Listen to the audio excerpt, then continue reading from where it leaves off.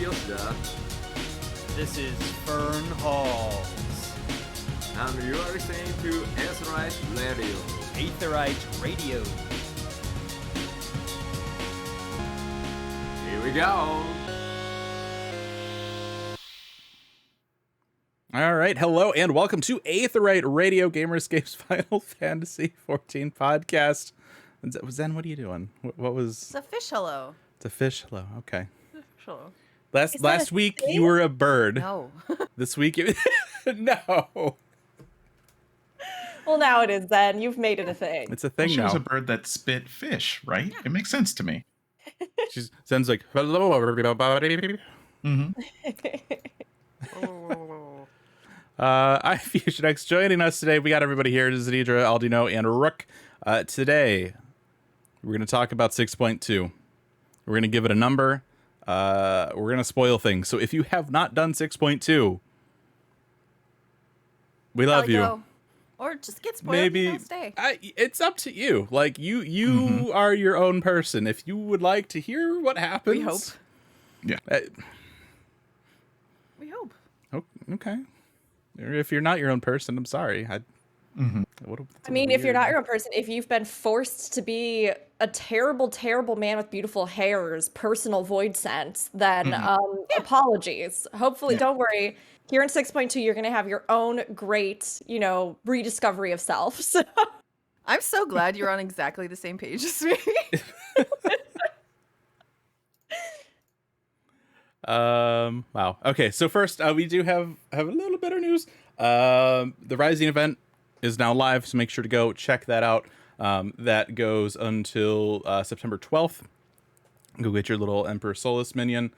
Also, coming up here on Sunday, September 18th, if you're awake at 1 a.m. Pacific, you can watch Yoshida do his stroll with Yoshi P at Tokyo Game Show.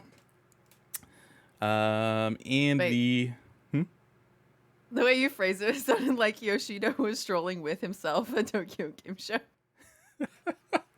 I'm just gonna walk with myself. I get it. It's But the first thing my brain went was like, wait a minute. You know what I mean. If you've been around for a couple of years, you know what this is. He's got a laptop. He's playing his character. His character's walking and he's walking. He's strolling with himself. Yes. That's fair. All right. Yeah. Man, Between TGS, two Yoshida-sans. Yes, exactly. TGS man has some killer Wi-Fi. I would love to go to a convention that has such a stable connection where you can just play 14 while you walk around. That'd be Love to wonderful. go to a convention where, like the room where the vendors are has a connection for their credit card machines. Oh my gosh. Nonetheless. Like they can't even get that right. We can't get Wi-Fi. That's not happening. No. I want to connect to something. I have to go to the press room that's on the other side of the convention center. Actually, I have a bit of news. Okay. I don't know, maybe you already had this on the list, but I'm excited about it. I don't have a list. I'm just winging it. All right. Well, then let me We're doing it live. fly on in here. Let's get on in here. Congratulations to Team Unnamed _ who took home the world first for this most recent tier of Pandemonium. I got to cast a little bit on Tuesday, and it was so much fun. We raised, I think, about $13,000 for charity. I think in like it went 24 hours. up after that. I think after it ended, Probably. there were even, I want after to the say like it ending, hit yeah. at least 15. I mean, After hours, yeah. it was amazing. This community is incredible. We were raising money for direct relief for the efforts in Ukraine, and yeah, it was so good. It was so fun. Wild tier to watch, especially the last fight, which I think was a big curveball for people. But congrats to Unnamed for winning. Yeah, that's awesome. It was really cool So too. you know all the strats now, right, Rook? You're going to handle all that? Yeah, I'm so good at this tier that I've already just cleared it. My knowledge is so deep. I've cleared it at least 5 times. So yeah, I'll be carrying our static to victory. Excellent. Please look Thanks. forward to it. Cool. Yeah. Okay. It was nice to see that Square Enix actually acknowledged the teams this time Yes. around instead of like, Yes. good job, unnamed people. That I mean, not unnamed, but like, Yeah. this is just like a who's on first like setup. It's like no. What's they're unnamed. But yeah, it was cool to see these teams actually get like officially recognized instead of just like some people cleared it, but also don't do third party tools. So that was nice. Yeah. Where was I? Tales from the Dawn, the next story is out. Mhm. So make sure to go and check those out up on the Lodestone. Also, when they're all out, we'll probably do a show on them. Oh so yeah. look Oh, forward to that. we will be having chats. I mean, there's Yeah, there's no they- way they could release a short story with Vana and Rook's like, no, we don't need to talk about that. Like, They were both so good, though. I really loved the Mhm. second one and how it features Aaronville. And it got me very curious about him. I get big vibes that he might end up being a pretty relevant character at some point, Mhm. but maybe not. There was a little tidbit at the end, though, that was very mysterious. Very mysterious. Mhm. and I do believe that is it for this week. So now we're gonna jump into the discussion. Mm. I need like an audio like dun dun dun. Yeah. Just all turn right. echo on at that time. Why is Yeah. it scary? Cause it's in the It's in the void. void. Woo! That's fair. Okay. Never mind. Retract. All right, so we'll just jump in. Reviews here at Gamerscape, we usually break them down into a couple different categories. We'll go over the story, we'll go over the gameplay, the presentation, and for Final Fantasy XIV, we kind of have a miscellaneous category where anything else Random gets cool stuff. shoved into it. Adventure plates, a little bit of Island Sanctuary, probably, maybe some Tataru quests. So let's Also, just- as a little note, as always, all of our opinions are our own. And please, like, if you had a different opinion on something, we love to hear about it in the comments. We love to hear what everyone thought. We try to each provide our own different, real, honest opinions about what we thought. And hopefully that reflects a little bit of the base, of the player base, but it's definitely not the end all be all. So if you disagree with us, that's awesome. That's fine. And if you agree with us, double awesome. Yeah. If you agree with us, you are our bestest friends. But if you don't, that's okay too. I guess that's fine. I'm really curious to see how this goes because me and Rook have had a couple dialogues over the last couple weeks gonna about be my good. thoughts on the MSQ. I might have to fight Fusion today. It's gonna be good. I'm ready. I limbered up. I'm ready. Oh, in case were we this supposed becomes to? Were we supposed to like stretch before this? All right. I'm ready. Yeah. I'm ready for this. All right. I didn't know we needed like shielding today. I'm glad I leveled Sage. We'll be all right, Charles. I'm just getting the popcorn. Oh, It's gonna be good. Yeah. As always, Aldi taking the neutral stance. I'm just gonna grab some popcorn, watch this, be entertained for free. It'll be great. I don't know. I mean, maybe the blood might not enhance the popcorn, so I may need to back up from the splatter. Most people do like a shield cheese before. coating or like Mhm. cinnamon on their popcorn. I don't know that I've ever heard of anyone doing blood on their popcorn. I think that might I be can a tell you first. why. Is that like a vampire like thing? Are you a vampire? I will Is there neither like a confirm nor vampire deny. story somewhere where Aldino? like a vampire takes a little bit of blood and like puts it on their popcorn? Aldino, I need you to be honest with me right now. I need you to look me in the eyes. Yeah. Are you a Hemitheos? No. Press X to doubt. I do not. I don't. Okay. All right. listen. If he was, we'd already be done with the raid tier because everybody That's would true. leave us alone. That's true. We just walk right up. All right. Story. Yeah. I think let's start with the positive. I think Rook gave the story like the higher of all the internal scores here. Mhm. So let's hear your thoughts about the story, and then we can kind of go around and.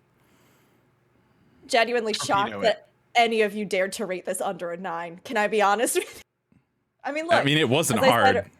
As I said Oof. earlier, I respect all of you. We'll still be friends after this, especially after I beat We'll see. Fusion and stand victorious atop you. But 10 out of 10. Are you kidding me? The story was incredible this time around. I mean, Okay. it's been one of those things where, for me personally, leading up into Endwalker, those patches had some good stuff, right? But when you looked at things like 5.3, obviously that was a wrap up of an expansion. We had some incredible dramatic beats. We had some deeply emotional moments, right? So when I'm looking at the start or like leading into a new expansion, I'm looking for something that grabs my attention, that introduces me to new possibilities, that doesn't just dangle little teasers in front of you, but actually delivers something that you feel like there's a foundation you can build on and you want to know where that's going. And I personally felt like the story this time around was expansion start level quality for me. We had new pivotal characters being introduced. We had great upgrade models, that amazing reveal moment with Vitra and Varshan. I loved it. Not to mention just like so much great lore, these insights into the void, more information about dragons specifically. They have these great 4 throwbacks, obviously, in this portion of the story, but it didn't feel too much like, again, if you didn't play 4, you couldn't connect to this. I've never played it, and I still felt like, oh, I like this. I'm intrigued by this. I like these characters. And Zero is an absolute make Hottentot. And oh my God, every time she tips that hat, I'm falling out of my chair and fanning myself. But even more than that, like that character, I am just so excited to learn more about. This is one of the few times I think we've had in a patch, like, and correct me if I'm wrong, but we've had like an entirely new character introduced that I feel like is going to be pivotal for us going into the next expansion. And whether or not she ends up actually being a reflection of our own shards, which I think she is, there was so much with her there, so much to learn. And I was blown away by the scale and scope of the story they told. I mean, even having mini zones that were like mini map zones we were going into, the clever way that they used the dungeon to further that kind of landscape and story, the void sent revelation that they don't truly die because of the nature of the ether and the imbalance that's happened. I was just fascinated. I was totally captivated, and I feel my imagination taking off. The action was there, it was exciting, and I really felt like I was lacking that in some of the patches leading up to Endwalker, where it felt like because they just didn't want to show their hand, we were just like slogging. I enjoyed still a lot of the content in there, but I did not have a fraction of the momentum that I feel like we're getting from these patches. So 10 out of 10 story for me. I loved it. So here's where I'm coming from. The main story quest, yes, 10 out of 10. But that's not all that was in that category. Pandemonium's in there too. And Pandemonium's pretty low for me.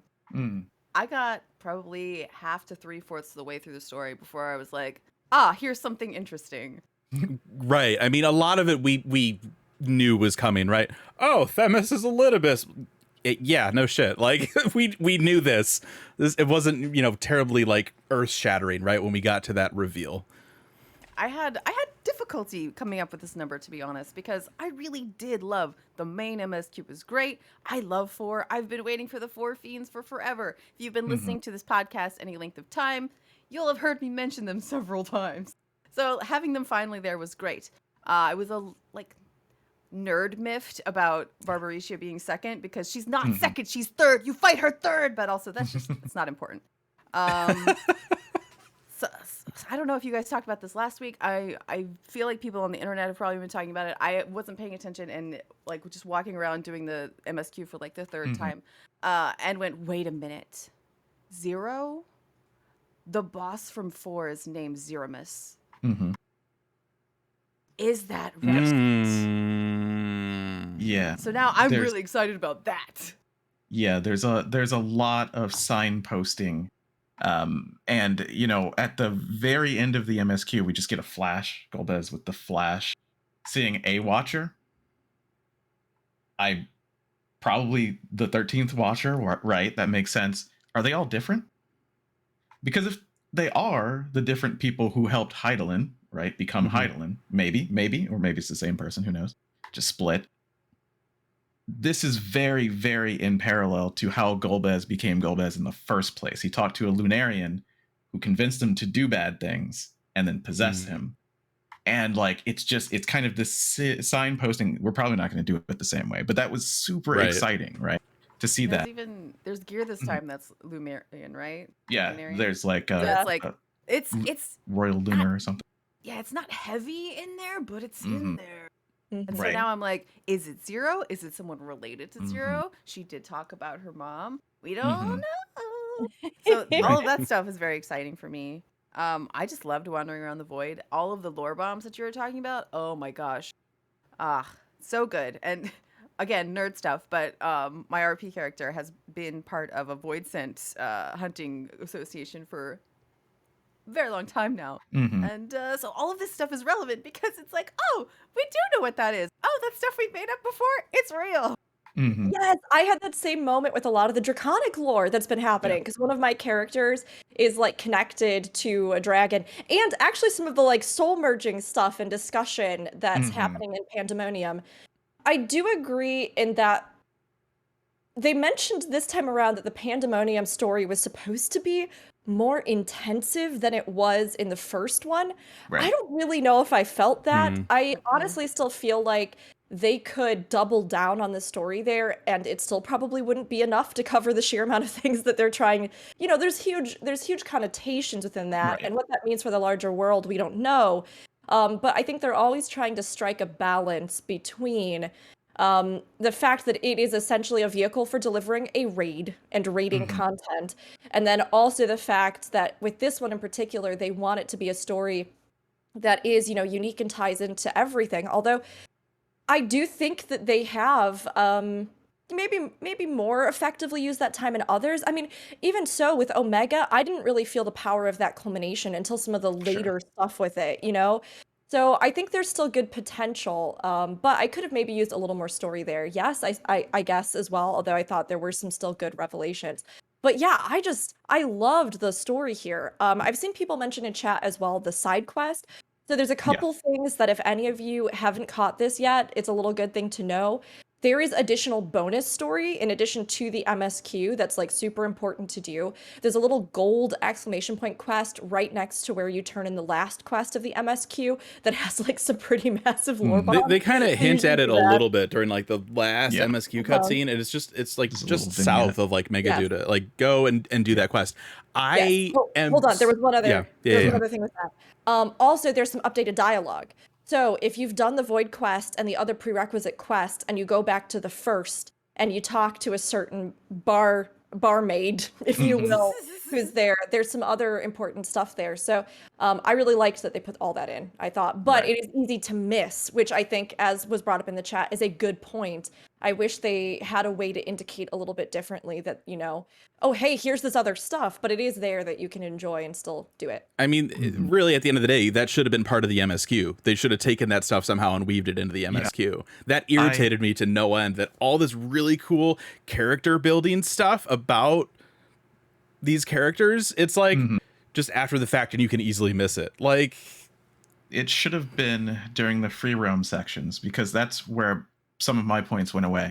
Yeah. Don't make me walk back and forth without any lore things to click. Like, it's a dungeon. You could have put lore things around. I was just so really irritated by that because you end up walking through Troya like 3 or 4 different times, like start to end. And so it's like, okay, I get it. You're excited about this castle that you made. That's fine. It's beautiful. But there's a room with like all these portraits. Like, give me something to click on. Give me something to click. Like, it didn't bother me as much as having to walk back and forth in Pandemonium, and that was a way shorter walk. Well, it bothered me because there was nothing around it, right? Like, you could talk to the NPCs and they would give you like one piece of dialogue and it wouldn't change. But you were making us walk through there. Give us more. It felt like they were artificially extending the time that the MSQ took up by doing that. What was the walk for otherwise? I was just looking at everything and talking to the NPCs, like you said. It didn't really bother me that much, and they also let you mount up. Yeah, I didn't get the sense that it was them trying to artificially inflate. No. I just got the sense that it was them not always knowing how to be the most efficient and practical about, because they make us do this all the time in this game. Like, let's just be honest, everybody. Like, anything that should take 1 step usually takes you 5 steps. That goes from UI design to moving around a map to doing various portions of quests. So they did this easy with the Tataru quest. It's like, okay, we need to go see the Red Bills, and it just teleports you to the Sea of Clouds. It just teleports you to Idleshire. Meanwhile, in the MSQ, okay, run back and forth through this dungeon like 4 times. Yeah. For me, it wasn't the fact that I had to do it, it was the fact that they didn't capitalize on it. Yeah. Like, we need to know more about the void, because another reason why there's fewer points for me, not that many fewer, but this seems very, very fast through the 4 fiends. It seems incredibly quickly. Yeah. Like, they're signposting maybe that we might see 2 at once next time, or something like that. That, to me, is misusing them. I would love to have seen them as the light wardens of the void expansion. They're going to be gone by the time we figure out what we're doing for 7.0, and I don't like that. Like, they're kind of speed running through them like they did the Warring Triad, which they did give us a lot of good stuff, but like, they deserve more than that, I think. So that's why I was like, I mean, this is cool. I really enjoy it. I like where it's going. Like I said, I didn't give it many fewer points, but I'm just like, there's some missed opportunities here that I want to see more. I want to see more of this, right? Like, and they've done it before. Yeah. I think I wasn't dissatisfied walking back through the castle because I was just looking at all of the stuff. Like, yeah, I did that the first time. I didn't realize you could mount up at first. I didn't realize until I got down into the dungeon. I took my time and I looked at everything. I talked to all the dudes. I really liked the throne room. I stopped and I looked at all the statues and I'm like, what does this mean? What is this crap? And I realized they kind of look like the bushes outside of Hawk Manor. Mm-hmm. Which is it's like, cool. I wonder why that is. Okay. I definitely sat on the throne and took a couple pictures. Yeah. I do think the setting was cool. I agree that I think they could have used that better. I mean, even in the dungeon, we have the, shortcuts. So the fact that we didn't have like little shortcut teleports, I thought was a little bit strange. There was I mean, one, again, but it's all the way at the beginning to go up to the top. Yeah. It's not like throughout. Yeah. So I think that could have made it more efficient, especially if they weren't going to update the NPC dialogue each time as you went through. That's the thing. Or if you didn't have a trust, or not a trust, but, like a follower with you who is going to give you little bits of lore. Regardless of that, I do think that the setting that they created for the dungeon was phenomenal, because when I was going through it for the first time, I'm in there like, oh, the scale of all the furniture is different. Like, it's too big in this room and it's small. And then over here we have all these statues. And I was trying to put together, I'm in my head, I'm going, was this like a piece of land from the world that was? What did this reflect about the culture? Were the people of a larger scale? Were they closer to the ancients? And I get through it and I'm noticing all these like strange little discrepancies in the pictures and how large they are on the walls and all these things. And then the reveal over the course of the story about the concept of domains within this realm, like a realm in which, because ether is so imbalanced, physical, we know that like physical manifestations of the world, right? Like even our physical bodies in that sense are composed of different types of ether, and that ethereal imbalance can skew them or affect them. But for a world to be so skewed that like literally any shape or form that's given to it is through the will and greater power of these creatures that kind of manifest their own interior landscape in a sense. It reminded me so much of like Jujutsu Kaisen and the idea of domains in that show. Although there's there's many other kind of concepts of this, right? It's not just specific to like any one anime or anything. But I thought that was so fascinating because that also really excited me as a possibility for the landscapes we might see, whether or not they decide to use the void as like a full-on expansion, or we get it down the road, or it's whatever it is. I think it could lead to some just incredibly cool, very like metaphorical, very just diverse landscapes and really hostile environments, really interesting or poignant environments as well, which I loved. And that's the reason why I had that feeling like you missed out, because we could have learned about Beatrice just by clicking the statue. Give me one click on the statue to say, oh, these statues are like this. Give me some in-game speculating. Literally text. anything. Like we've had dungeons with books before. We've had the near raid where we go back in the area and find things. They could have easily put literally anything in this dungeon when we were walking back and forth, and they didn't. I wish we could go back. I get why we can't. Makes sense why we can't. I hope we get to just have access to that all the time. I wish we could go with friends.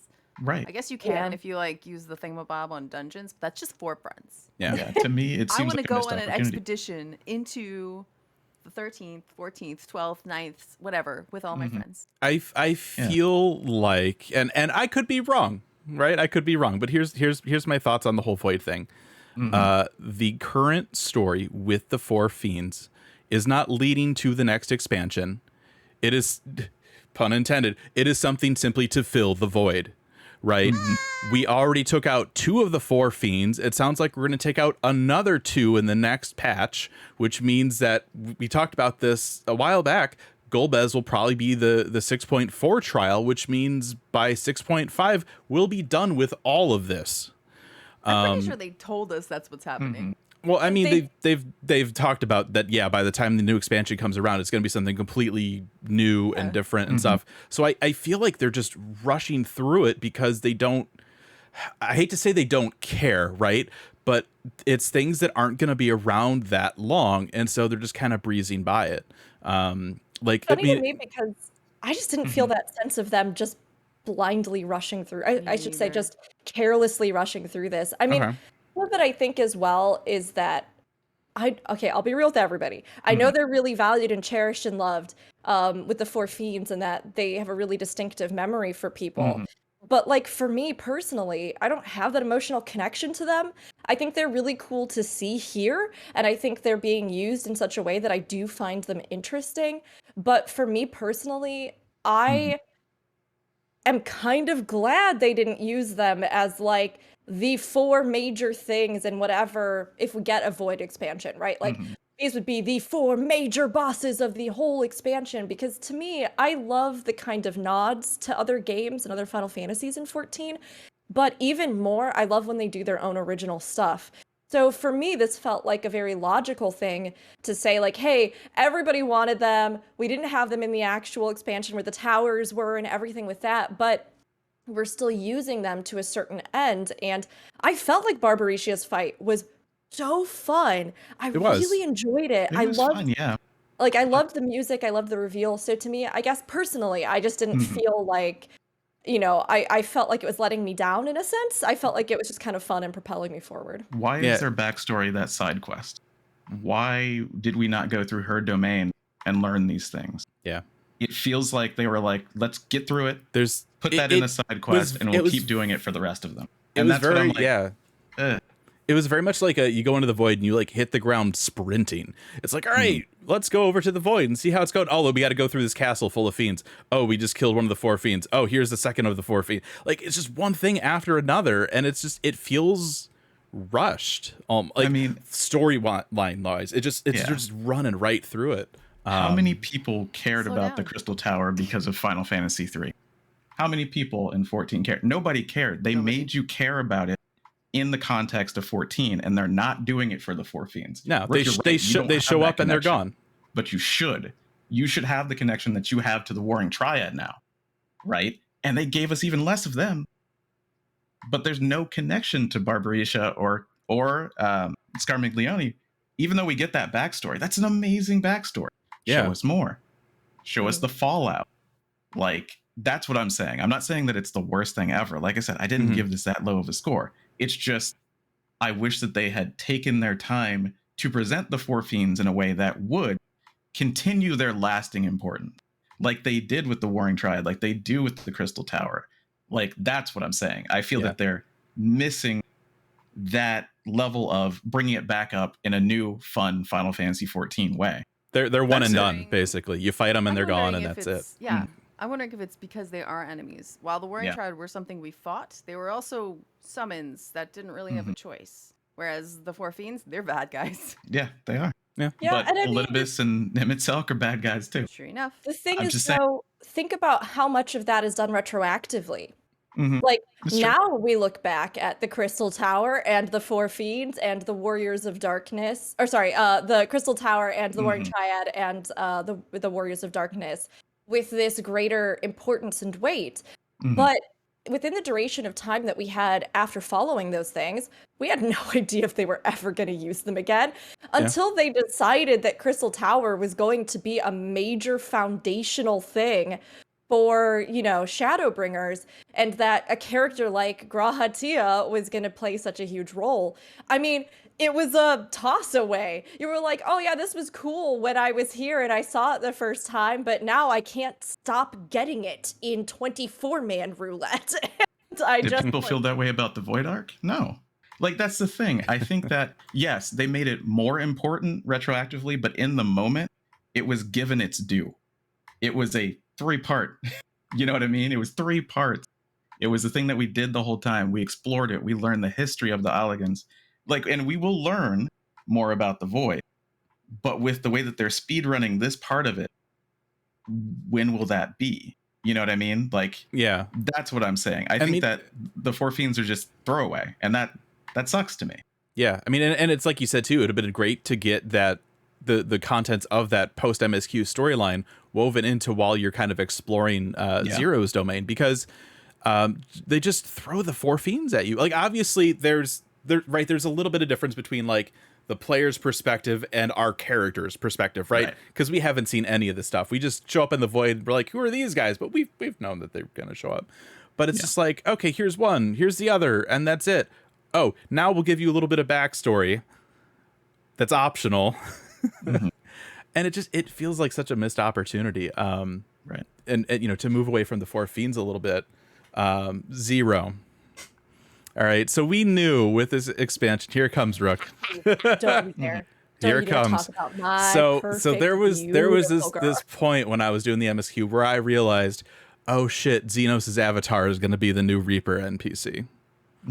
And that happened. And then every so often she's like, oh yeah, when I was hanging out with Xenos, he thought blah, blah. I don't give a shit what Xenos thought. I am so over Xenos. I do not need a new character that is a constant reminder of Xenos, that is towards the end of the MSQ projecting in a way that's like, I'm going to help you understand why Xenos did what he did. I don't care. He's dead. Let him be dead. Let's move on.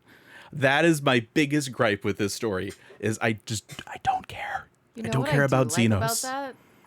At some point, they say, but were you friends with Xenos? And you can say no. Yeah, At no other freaking point in the story are you allowed to say, no, I don't like you. No, I don't want to fight you. No, get away from me. Yeah, I mean, you all know I have been vicious about my critiques of Xenos.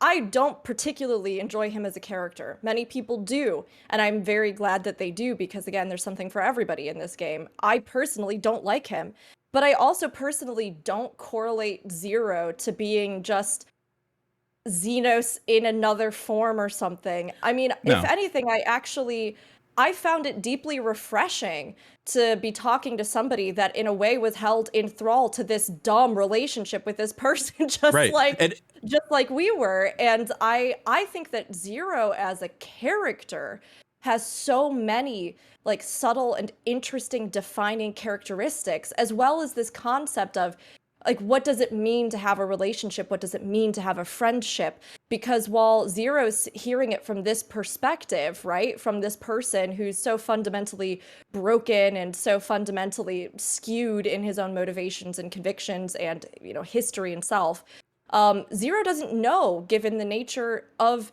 their own skewed being, what exactly that means, or the nature of a world in which, right, consuming or being consumed. Funnily enough, a world in which Xenos probably would have had the best time of his entire life.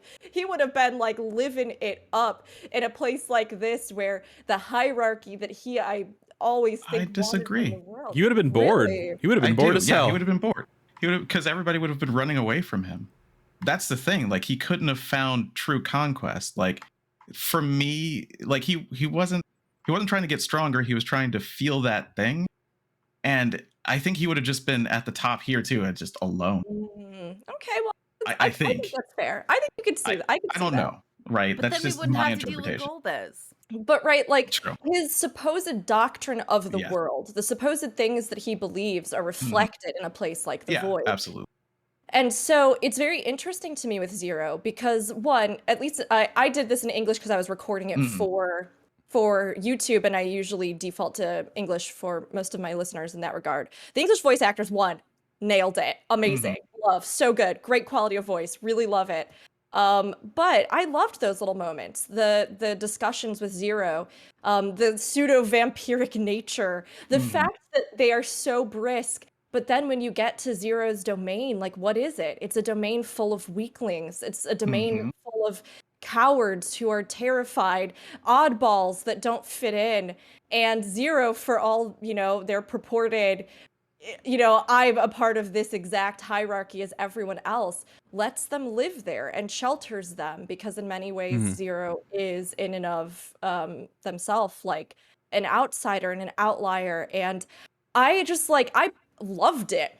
I loved it. And that statue, I have so many questions. The statue Yeah. that when you talk to some of the creatures there, they're like, it just showed up. And one of them has this idea about it, and Zero doesn't know, but there's this pseudo prophetic thing about the person who's supposed to save the world or save the void. And it's the Broken Paladin from our iconic last expansion, the Paladin, the icon from Endwalker. And then I couldn't help but wonder, is this something within Zero's mind that's reflecting this? Is this, if Zero really is a shard of us, is this a connection or a resonance that is manifesting in this realm? I think there were so many gorgeous details in this area. And of course, more. Yes, I agree with everybody's discussions, especially about going back and forth through Troya. I think they could have done a lot more with giving some extra lore and that kind of stuff. But I also felt like so much of the imagery, the artistic direction. I got too excited. I'm not even remembering to breathe. I'm just so excited about 6.2. And everything else, I loved it. It was haunting. It was impactful. Zero is a character I am so intrigued by. Not only because they're attractive, but also because I just it's also exciting, I think, to see a female character in this game, or at least I keep using they, them because I get a strong non-binary sense from Zero, but she, her is what they do use in the translations. So to have a character that is, a female character that is a new character that is presented in this cool, aloof, controlled, the hat tips, that dark kind of element, that edginess, if you will, is so refreshing to me, because we get a lot of cutesy, we get a lot of feminine, we get a lot of, and some of the characters that maybe bucked that trend died. So I really liked to see them present a character, a new pivotal character, in this ambiguous, interesting, and edgy way. I loved her. I loved it. As a character, I like Zero, right? It's when the narrative starts to use her as a vehicle to remind us that, one, Xenos existed, and two, to maybe try to explain his actions that I could care less about. You don't want them to backport like Gaius. I don't see her bringing up Xenos as a way to talk about Xenos so much as a way for us to figure out how her brain works. Because every time she does bring him up, she's sort of questioning, were you friends with him? How did that relationship work? But also in the same way, it's also trying to explain how Xenos saw the world, right? Because who cares? Well, that's what I'm saying. Who cares? But it's not about him, though. It's about her. Yes, it's about her. And I will say that one of my biggest gripes about Endwalker, and I loved Endwalker, we all know this, but one of the things I did feel was most lacking was if Xenos and Fandaniel, again, there's a lot of discussions about this, but if they were going to be our major antagonistic forces, and if Xenos was going to have this seemingly important revelation as a Reaper, and if these things were going to happen, I did feel like I am always willing to give this game the opportunity to make me care about something. And I do not want Xenos to come back. We all know this. I'm pretty over Xenos as well. But I did feel like narratively there was a huge weird hole in Endwalker as to insights on what was them, what was happening. We get stuff from Xenos, sure, that he says, and there are some scenes that I think people really strongly resonated with. We obviously get stuff from Hermes way back in the past, but there felt like there was this weird gap in the writing. So in any way, shape, or form to have this filled in, which may have very strategically been what they were planning to do, I was happy with what they said and fine to leave it at that. You know what I mean? I was like, cool, great. You had to have this relationship with him. I too had to deal with him for a long time. So let's commiserate and, talk about it a little bit. And maybe I can feel like some of those holes are being filled in. I think that it's a good start for her to talk about Xenos and her time with him, but we need more of that because we got, okay, well, what is a friend? Because he had these really complicated ideas of friends. But when she goes back, now that we know who she is, when she goes back towards the end of Endwalker or the beginning of 6.1, I can't remember. She lands like near Troya, right? Remember, we see her in her void sent form, and she goes, "I return to this land devoid of saviors." I want to hear more of what she thought about our world, because yeah, we're going to teach her about how it works. Mm-hmm. But how did she feel when she was Xenos, seeing him fight against a savior, seeing what a savior even was? Because the Void doesn't have one. She's never known one. She was born into horribleness, right? And I really want to see what she thinks in her mind, eventually, what a friend is, what a savior is, what true villains are, because we're going to see this from another point of view. Because to her, kill or be killed, right? That's kind of the rule. Nothing about our world makes any sense. The hierarchy, that Aether's just around. Apples, I mean, you catch like her, what? Yeah, you catch her at the airship landing as you're doing that side quest. She's standing at the airship landing, and you go over to her, and she's just like, the breeze feels so good, right? Because the breeze is filled with Aether. So I want to see more of that. And if we do have to do it through the lens of her when she was with Xenos, I want them to expand away from Xenos, just like you guys say. Yeah. Like, I don't have any problems with Xenos. He's a kind of nihilistic. We could talk about it. We can talk about it forever. The philosophy of him. It's like this pseudo weird nihilism, but not really. Only one thing matters because there's nothing else. I really want to see her explain what she thought of that from her side, and then use that to learn more about our world. So I could see that. If it's just Xenos, I'd be with you. Like if it just gets brought up to bring Xenos up and then say, well, he really wasn't all that bad, which they would never do. Let's be honest. They didn't even really do that with Gaius. They did a little bit. They made you feel a little bit bad for him, but it was also his fault, and he knew that, and that's important. To me, I it's almost love- like a shared trauma between Yes. her and us. Mhm. And because of the way she was raised, where she was born, how her brain works, she doesn't even really understand maybe that it was a trauma. Yeah. So Yeah. having her bring it up to us, who are fully aware of Yeah. the crazy shit that this guy did, is sort of an interesting way to open her up, I think.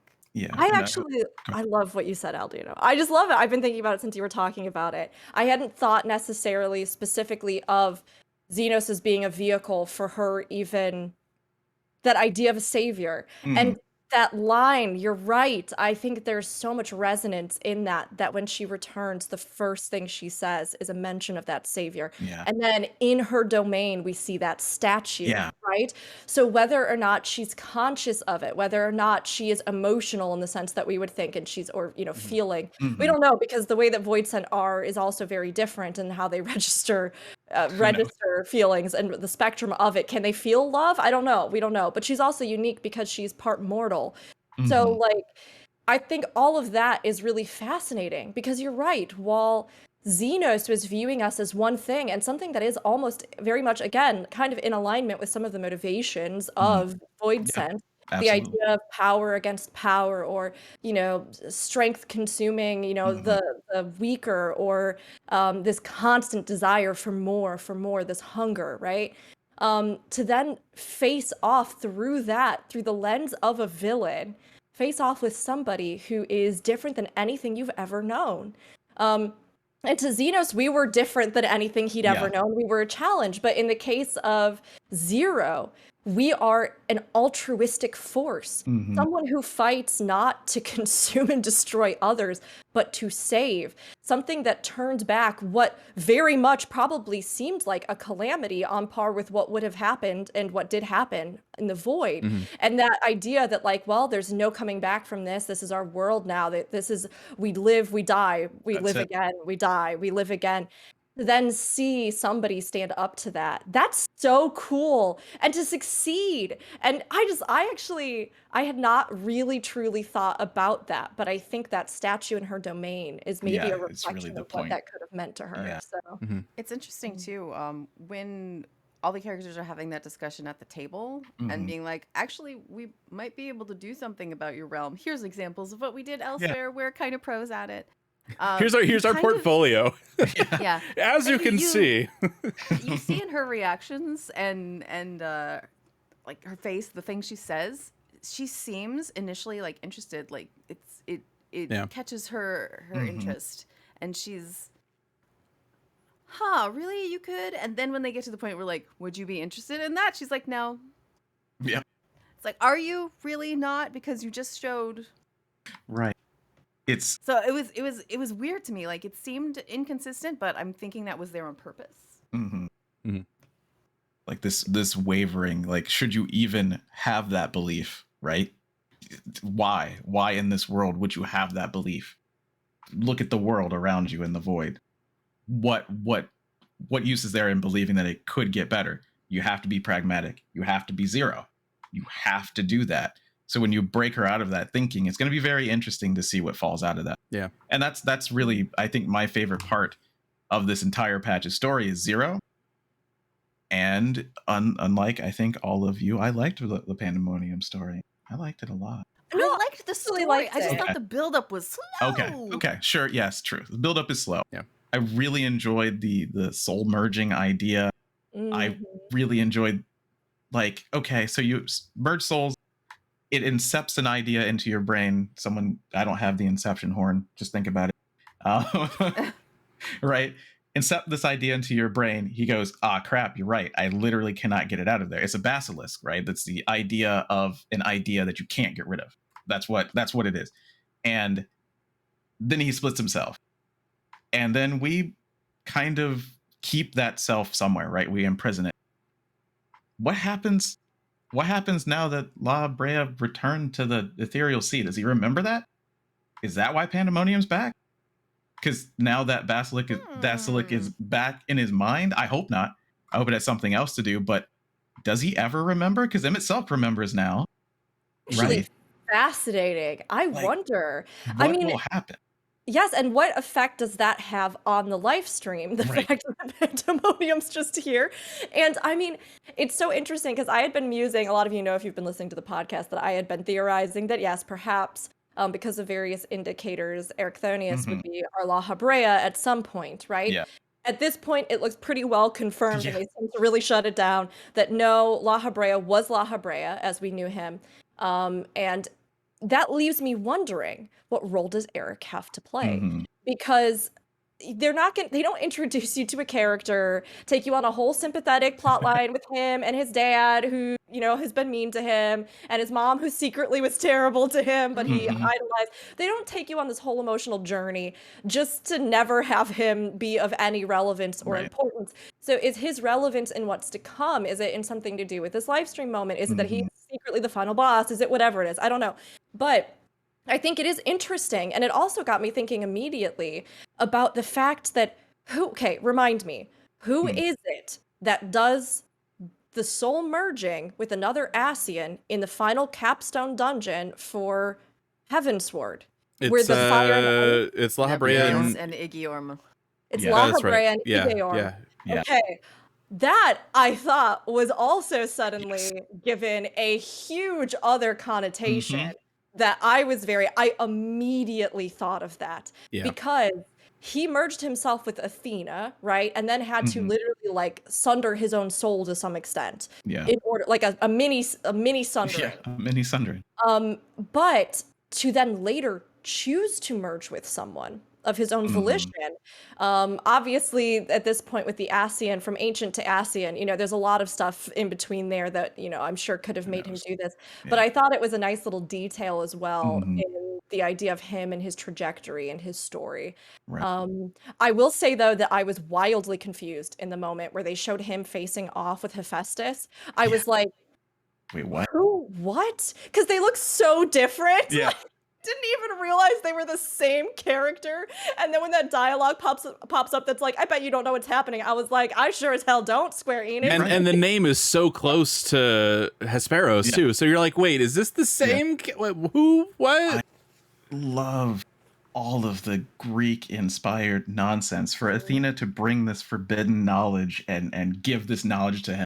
for Hephaestus to have to forge a new, like, it's just, I don't understand how they continue to do this. Like, all of that on top of that, you know, Hephaestus, of course, a lot of us assumed that Hephaestus, especially once we started Pandemonium, would be La Habrea, because, oh yeah, he makes things, duh.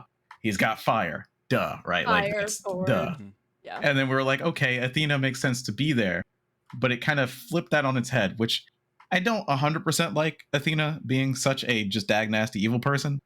I don't like. There's no redeeming quality of her. Period. Can't As disagree. far as we know, yeah. Just I none. mean, yeah. Like, just none. She's just dag nasty evil, and it seemed like she easily infected Hephaestus because of his duty and, you know, that sort of thing, and then the basilisk that you can't get out of your brain.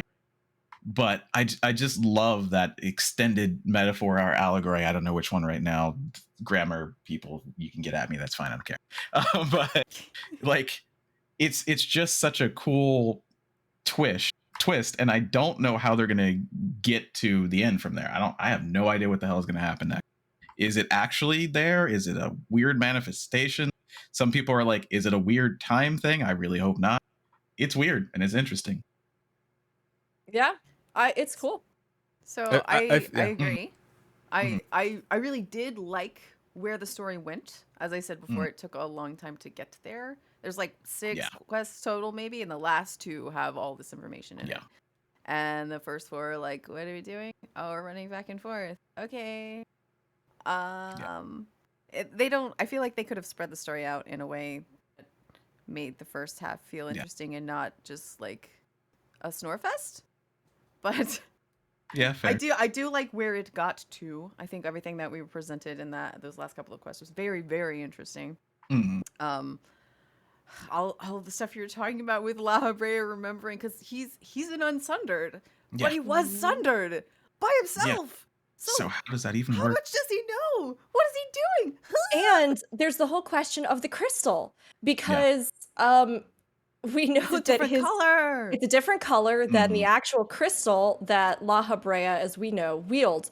So lots of possibilities here. Right. Is it something where Hephaestus eventually broke free and then imprisoned La Habrea in a stone and then masqueraded? Is it something where La Habrea's memory stone that later got made was made based off of this concept? And so he still theoretically had Hephaestus's stone, but he, you know, is it possible that Hephaestus's stone still exists somewhere and that we could use that? There's the whole other enigma of the weird stone that we got, and like, does that contain someone? Is that where Erichthonius comes in?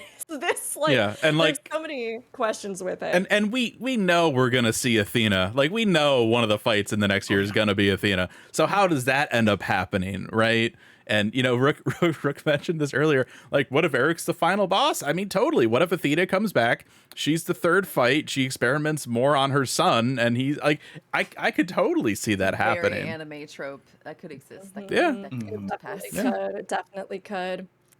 I mean, it is interesting. I think there's a lot of potential in the story.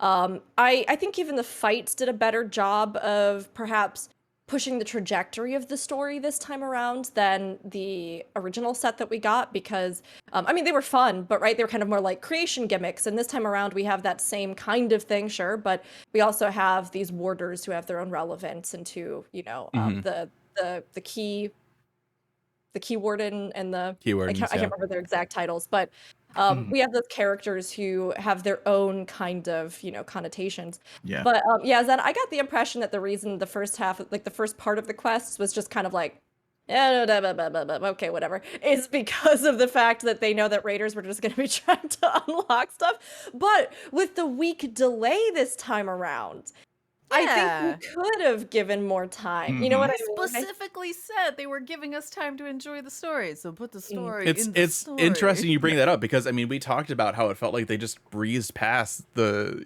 first of the two 4 fiends, right? And then you get into Pandemonium, and they're like, well, hey, some look, of us felt here's that way. here's some key wardens, and they're gone. Like, who was that? What did they they had even like less of a background than the 4 fiends, which is just like, all right, cool. Yeah. You get a little bit with what was her name? Is that Agdistis? Is that who it is? Is that third? Yeah, Yeah. Agditis, something Yeah. like that. Yeah, so you get a little bit, and you get that kind of feeling that she had this attachment to La Habrea, this like, you are a silly, stupid man. Like, I don't know why you did. Like, you're so dumb. Like, you're just so dumb. Like, yes, I will help you, but you're just so dumb. Like, and you could really feel that through her. But yeah, I really like where the story is going. I would say that, yeah, pacing. I think that everything we're talking about right now is pacing. And how Pronunciation.com says Agadistis. Ooh. Gesundheit. Yeah, makes sense. But yeah, you know, who knows what the heck is going on with Pandemonium? I mean, Claudian is the guy who gives us the quest, and he's a little tan. And I'm like, are you just gonna? I know, he looks kind of like Ericthonius, Are you right? just- Face model. And he, you know, when he leaves, like, you get like 3 lines of text from him, and then he leaves, and then you start it. He's like, yeah, we have this crystal, and it seems to be yearning for this other etherical signature, and it seems to be yearning to be made whole. And it's like, yeah. And then he okay. goes off by himself to go find the other. Yeah. Okay. I have a feeling. Right. I have a feeling that he is connected to Eric somehow. I mean, he looks they Right. share facial similarities and everything. So Yeah. Just because Just the Asians and ancients, wow, that we know of are, gone or fixed or still sleep forever, doesn't mean there aren't a couple that we didn't know about. Yeah. All of these sundered Asians are still around. I know, like, I feel that in my bones. Like, I can't wait for them to talk about that. But yeah. I mean, and there is there's the potential, right? That Mhm. if they came up with this kind of device, or if even something like, because we also saw echoed in the actual main story the idea of crystallization or converting souls into this gem form, right? Yeah, Memoria. So there is this sense that if this is an art or something that was discovered, I mean, yeah, who's to say that only the convocation did it? Who's to say that other people, who either had connections to them or, were advanced in their own fields, didn't also go, oh, well, hey, the world's on fire and a lot of bad stuff is happening and people are being sacrificed left and right. Yeah. Maybe I should do something or preserve myself in a different way. I mean, We also don't know that he wasn't on the convocation under a different name. Yeah. yeah, I guess it's true. Could happen. Yeah. Maybe It's he's one of Heidelin's. That would be a great I twist. know. The great Heidelin followers. Everybody is like, when are they going to pop up? Are they out there? Do they matter? I mean, there was the discussion of them being consumed into the summoning and all this other stuff. I mean, we don't know. Yeah. We don't really know at this point. Maybe, and What a maybe cliffhanger, we'll though. find out. Yeah. They're like, Yeah. oh, and by the way, Pandemonium, a thing from the past when the world was unsundered. Oh, it's here now. Don't worry about it. Enjoy. No big deal. I know. I saw a tweet where somebody was like, wouldn't this be a great way for them to bring like Hades and Hith back? And I was like, you don't get my hopes up. You don't get stay away from me. I was like, no, Yeah. I cannot. No. You know I want to. You know I want this. You know I want this It so does bad. beg that question. It begs that question of, Yoshi P said they were was gone. it me? Right. Oh, And in the what is Don't it? be The sad, Aetioscope? sorry. Yeah, or Aetioscope. In there, we do see manifestations of things that have returned to the sea, right? So like, it's like maybe this is the one place that it can be projected, and anyone inside of Pandemonium has a lot of angry feelings, like all of the bosses in that dungeon, right? So it's like, I don't know, did they coalesce because of this? I don't know. I don't know. They just I don't moved. know. They moved Pandemonium into the Sea of Stars because then, freaking La Habrea's other piece could help still. Yeah. Athena's like, well, I mean, if that world didn't work, I'll just pick another one. Calm down, you failed. Stop. Oh, I'm excited about it. I mean, anything that they give us about the ancients, I'm here for. Oh, you know what would be terrible? No, What's don't that? what? Okay. So this is probably not going to pass, but what if the last section of Pandemonium is actually there? It's that thing that shows up. We're not going to the past. We're going to this one. A lot of people who were taking care of Pandemonium were taken over and forced to fight us. Like all of our dead friends are down there right now. Yeah. What if we have to fight them? Don't look at me like that. New experiment. New experiments. Yeah. Why are you like this? hurt Man, you. that I like drama. P11S Drama's Harchifant good. fight is gonna be Yeah. rough. It's gonna be a banger. Yeah. I mean, but the Minfilia fight, that'll be fine. Pray return to the no. All right, pray return to the waking or to the ethereal sea, Minfilia. Never go back.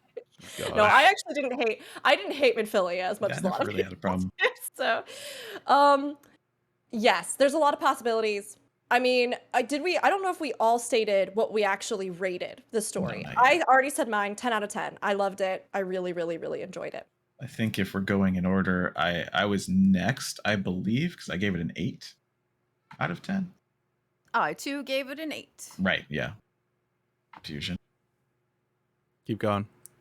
Yeah, 6. I'm gonna skip 2. Nailed it. Yeah, 6. Oh, nice. Whoa! If I had to score this out of 10, I'd give it a 6. And I think a lot of it. If I knew you were giving it a 6, I would have given it a 9. I mean, it all gets averaged out anyway. It doesn't matter. But like, it just at the end of the day, Yeah. and we talked about this with 6.1, right? How a lot of 6.1 felt like they were simply rehashing Void Quest stuff, right? They gave it a fresh coat of paint, and to just rush through it like this, it just the pacing of it seems weird, but it also feels like they're gonna be done with the Void in a couple patches and like whatever, and they're rushing through the Four Fiends, using Zero to connect back to Xenos. Like, all right, I get it. It was the Avatar. People wanted to know what was up with the Avatar. We got that. But if they are gonna constantly make references to Xenos with that character, like, no, I'm good. It happened twice. And they just spent however But many still. years of their lives stuck with that guy. When you are stuck with someone for a while, you talk about him. I actually walked away from this MSQ not liking Reaper. The way that Reaper works, like the lore of it now, the way that Xenos use Zero, I was kind of like, I'm not crazy about Reaper right now. Well, but that's Xenos, right? Xenos Correct. forced this pact. I think there are plenty of other ways to interpret Reaper as something that would be more mutual. I mean, it's a reflection of Xenos as well, right? To know that this was done completely unwillingly. Again, I think something that is very important, right? So I think you, like Zero, need to take a deep breath and separate yourself from Xenos. I think, it's okay. The narrative needs to separate itself from Xenos. Okay. How about this? Not Xenos related. Only semi-Xenos related. Mostly Reaper related. So we go in, we fix the Void. It's good. It's not. There's no more Void Sent. Everybody's fixed. Everybody's beautiful, happy. Nobody can play Reaper anymore. Yeah, it's over. That's an interesting point. Because then you're in a position where you're keeping them, and if they don't return back home, then they don't get to be a fully fledged person anymore. Reaper, also limited job. Yeah. I see in the chat some discussion as well about the fact that if you play through the quest on a Reaper, you actually get different dialogue from Zero, which does talk about the fact that, again, like we see in much of the Void, pacts are everything. Yeah. So whether or not I think like a Void Sent wants to be in thrall or like agrees with someone, the idea of making a pact that would be an exchange, ether for, whatever service or a glimpse of the other world or whatever it is, right, is something that is negotiated and laid out. So, I mean, I do think that's interesting. And I guess for me personally, because we've had so much setup with the Void quests and everything into here, I haven't felt like this was a rush. If anything, I felt like this was them really wanting to start off at a run and not like make us slog through mud and then walk really slow. And then, I felt like they wanted us to feel the impetus of action, having finished something up, and wanting us to know that like there's a lot of thrills and exciting things ahead. So, I mean, everybody's going to register this differently, but personally, I mean, I do think if you hadn't done if you hadn't done all the culmination and gotten the Void quests and done a lot of other things, it would probably feel much more abrupt. But I guess I have just been looking forward to this moment for so long, both just because of my own interests, but also because of this other setup that they've done in other ways to lead up to it, that I was ready to go And I'm really curious to see how they take this. It's interesting that you phrased it that way. The you know, they didn't want to. We've been doing void stuff and void quests already, so like, yeah, we're gonna get in here. We know what's going on, and let's run through it. But it's funny too, because at the same time, like with 6.1, it's like these are just, it's like rehashed void quest stuff. We're just slogging through, and then we're running through stuff. And it's like I think at the end, it's just I can never be happy. Like they'll never please me with this. Maybe is the ultimate takeaway. But go ahead.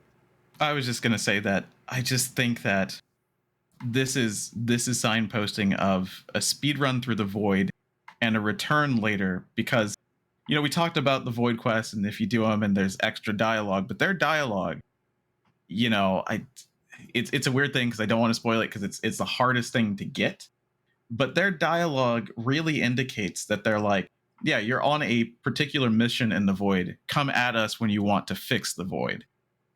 And that to me says we're running through the void. We're going to learn of a bigger threat. We're going to leave that. And at some point we'll come back and actually take care of the void.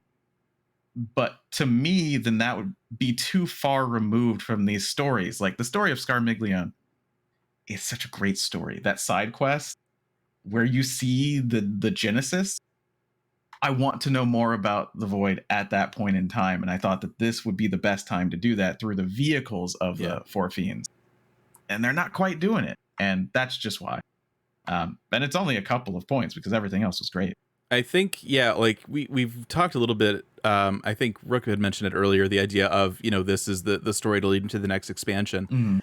And I don't think that's necessarily true. I feel like this is just an in-between story. Like the Golbez Four Fiends stuff is the 6.x story. Just how like Endwalker was like done, right? It's like 6.0, here's the end of everything, new stuff. I think 6.1 to like 6.4 is going to be its own contained thing, and then we're going to move on.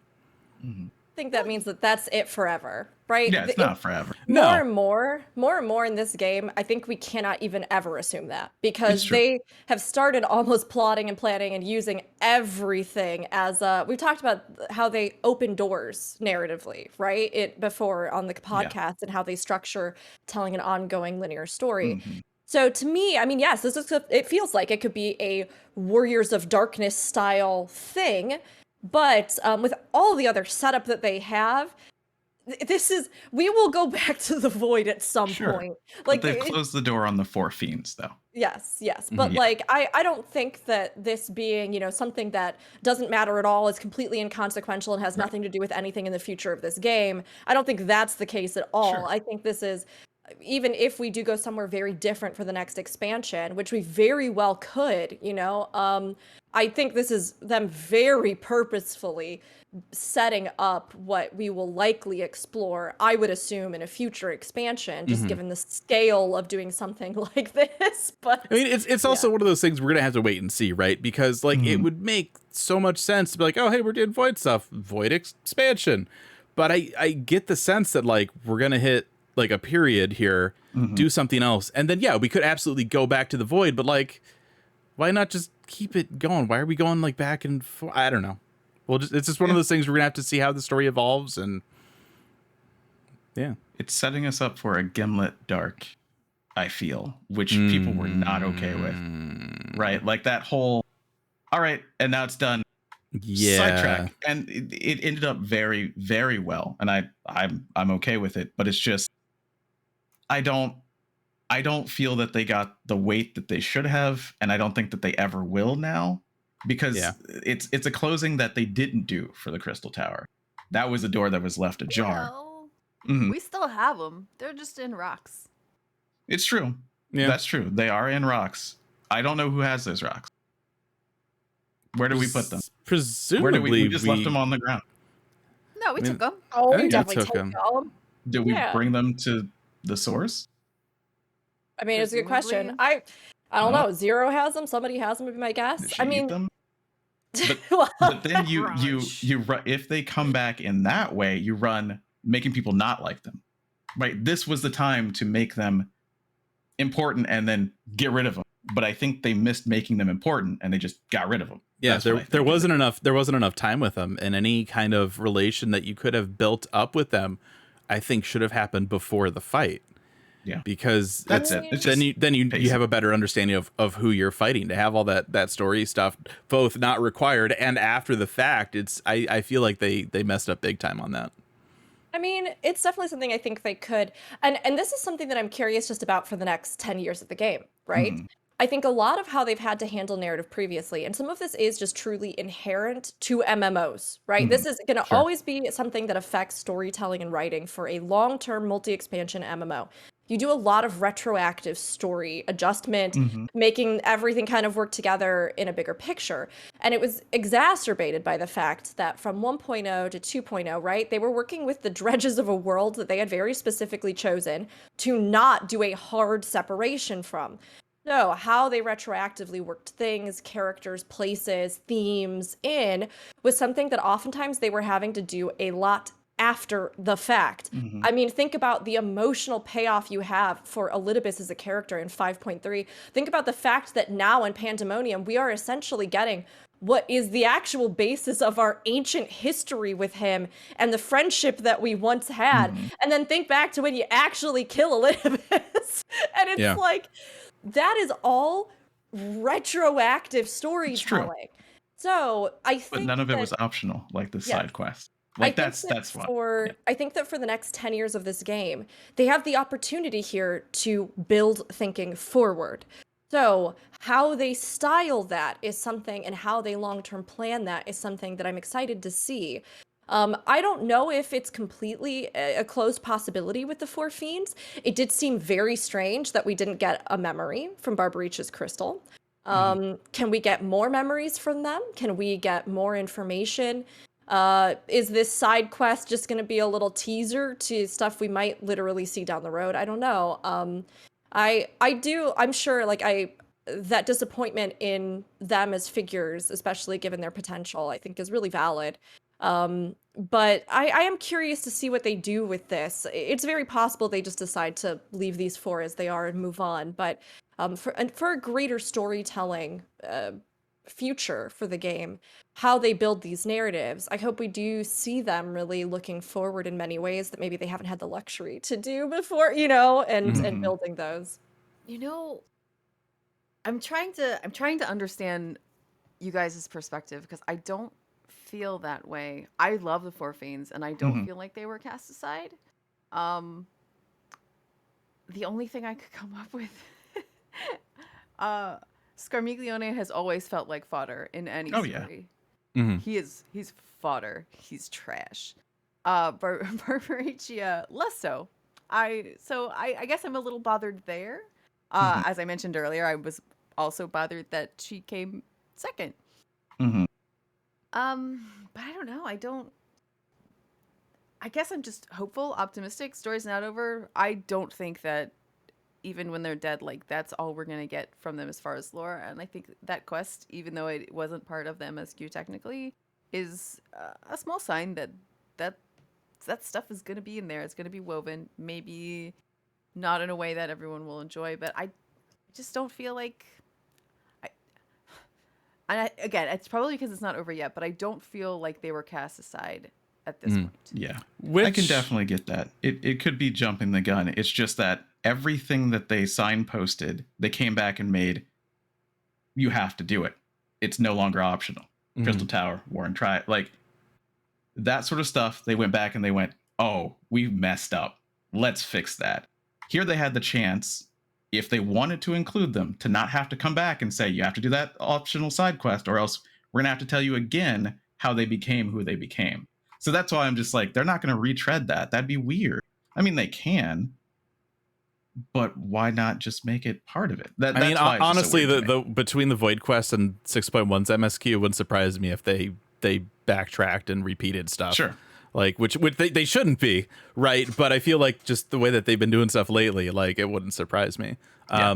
Remind me, what's the order of the Four Fiends? Obviously, it's Earth, and then water. Fire. Okay, so I'll tell you right now why Barbarisia was second. Yeah. You ready for this? Because we already had a wind and fire fight in Eden. If they're combining, if they're combining the last two fiends into a fight, we're gonna have a fire water fight. It's true. Because I think that's what it was. I think that's exactly what it was. And then the last trial will be Golbez, and then we'll move on. Mm-hmm.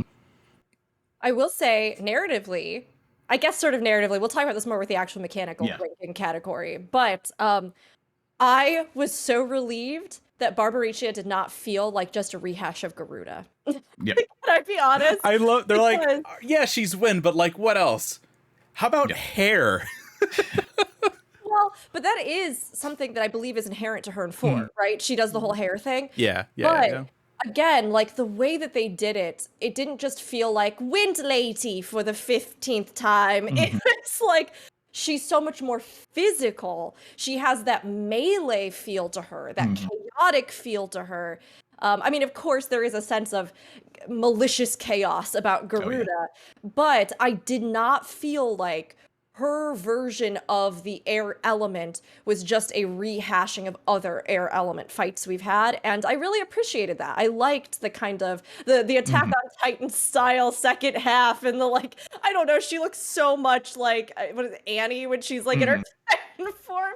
Like I really actually liked that, and I ended up loving the fight a lot more than I thought I would. But I think that thematically, that's also it kind of overlaps with story in a sense because it has those thematic elements, and I really liked how they did that with her. Yeah, I appreciated that they mix it up. I mean, there was a part, me and my wife were doing the MSQ together this time around, and during that phase 2 transition, where you see her like just like I'm like Rook's falling out of her chair somewhere. Watch it. It's like, I love me a strong, powerful, crush me woman. Yeah.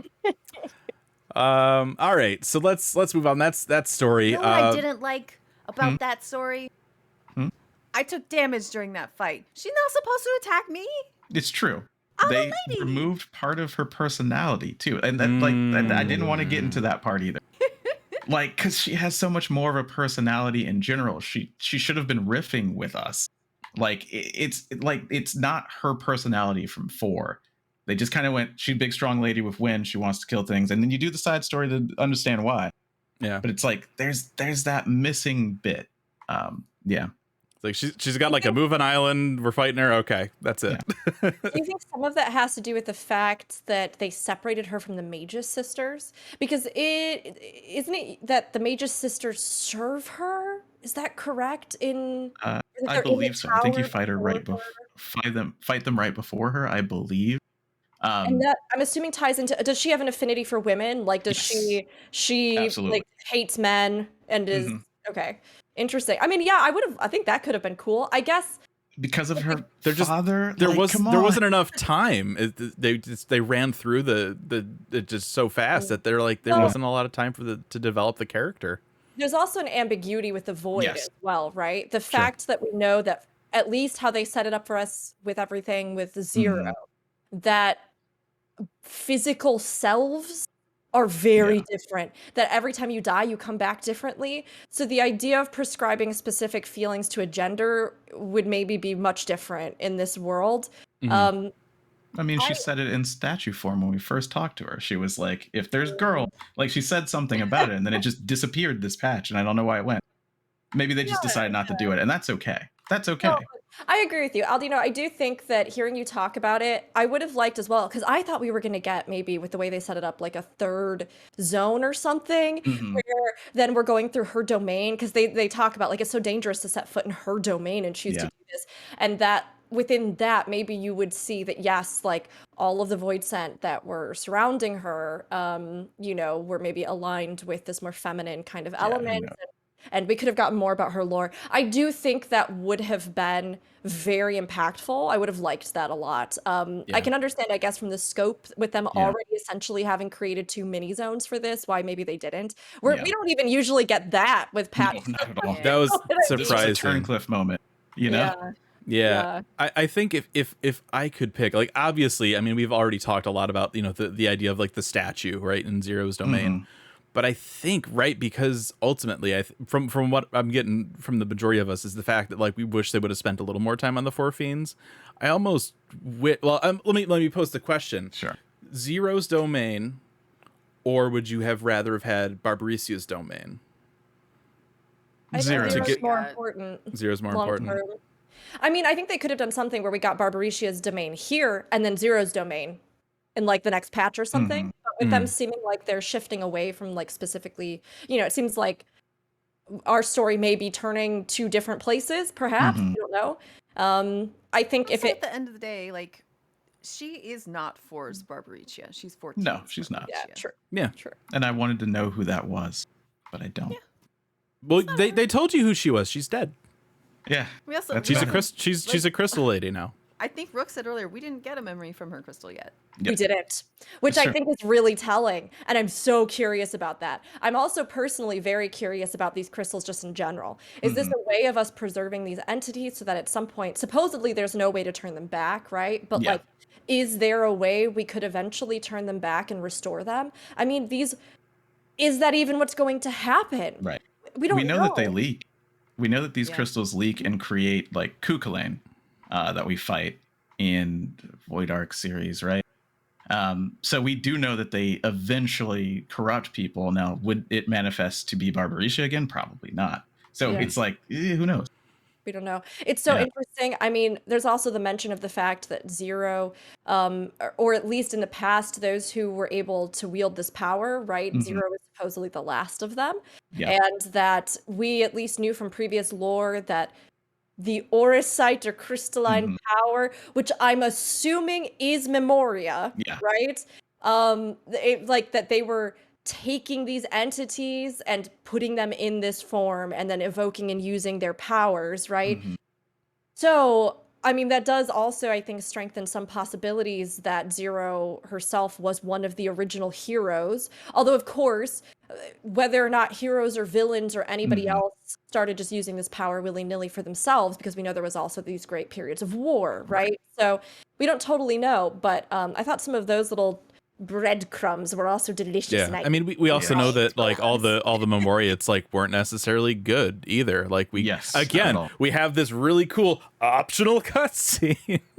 It's true. Ooh, I like Ozuma's idea here that if we get an expansion, maybe we would get the Four Fiends zone, their domains as zones, and that perhaps, like, I don't know, releasing them or going through those zones in some way, shape, or form. Could I be think cool. that'd be cool. It's just, then it's like a rehash. I don't know. They feel done no. though. That would feel weird. Maybe me they won't now. feel done, Do but you it's want just them or do it not? again.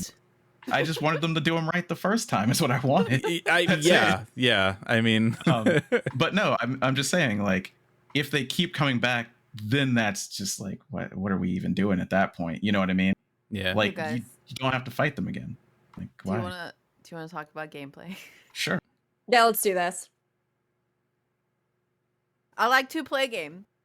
Games are good. I loved the first dungeon boss for Troya.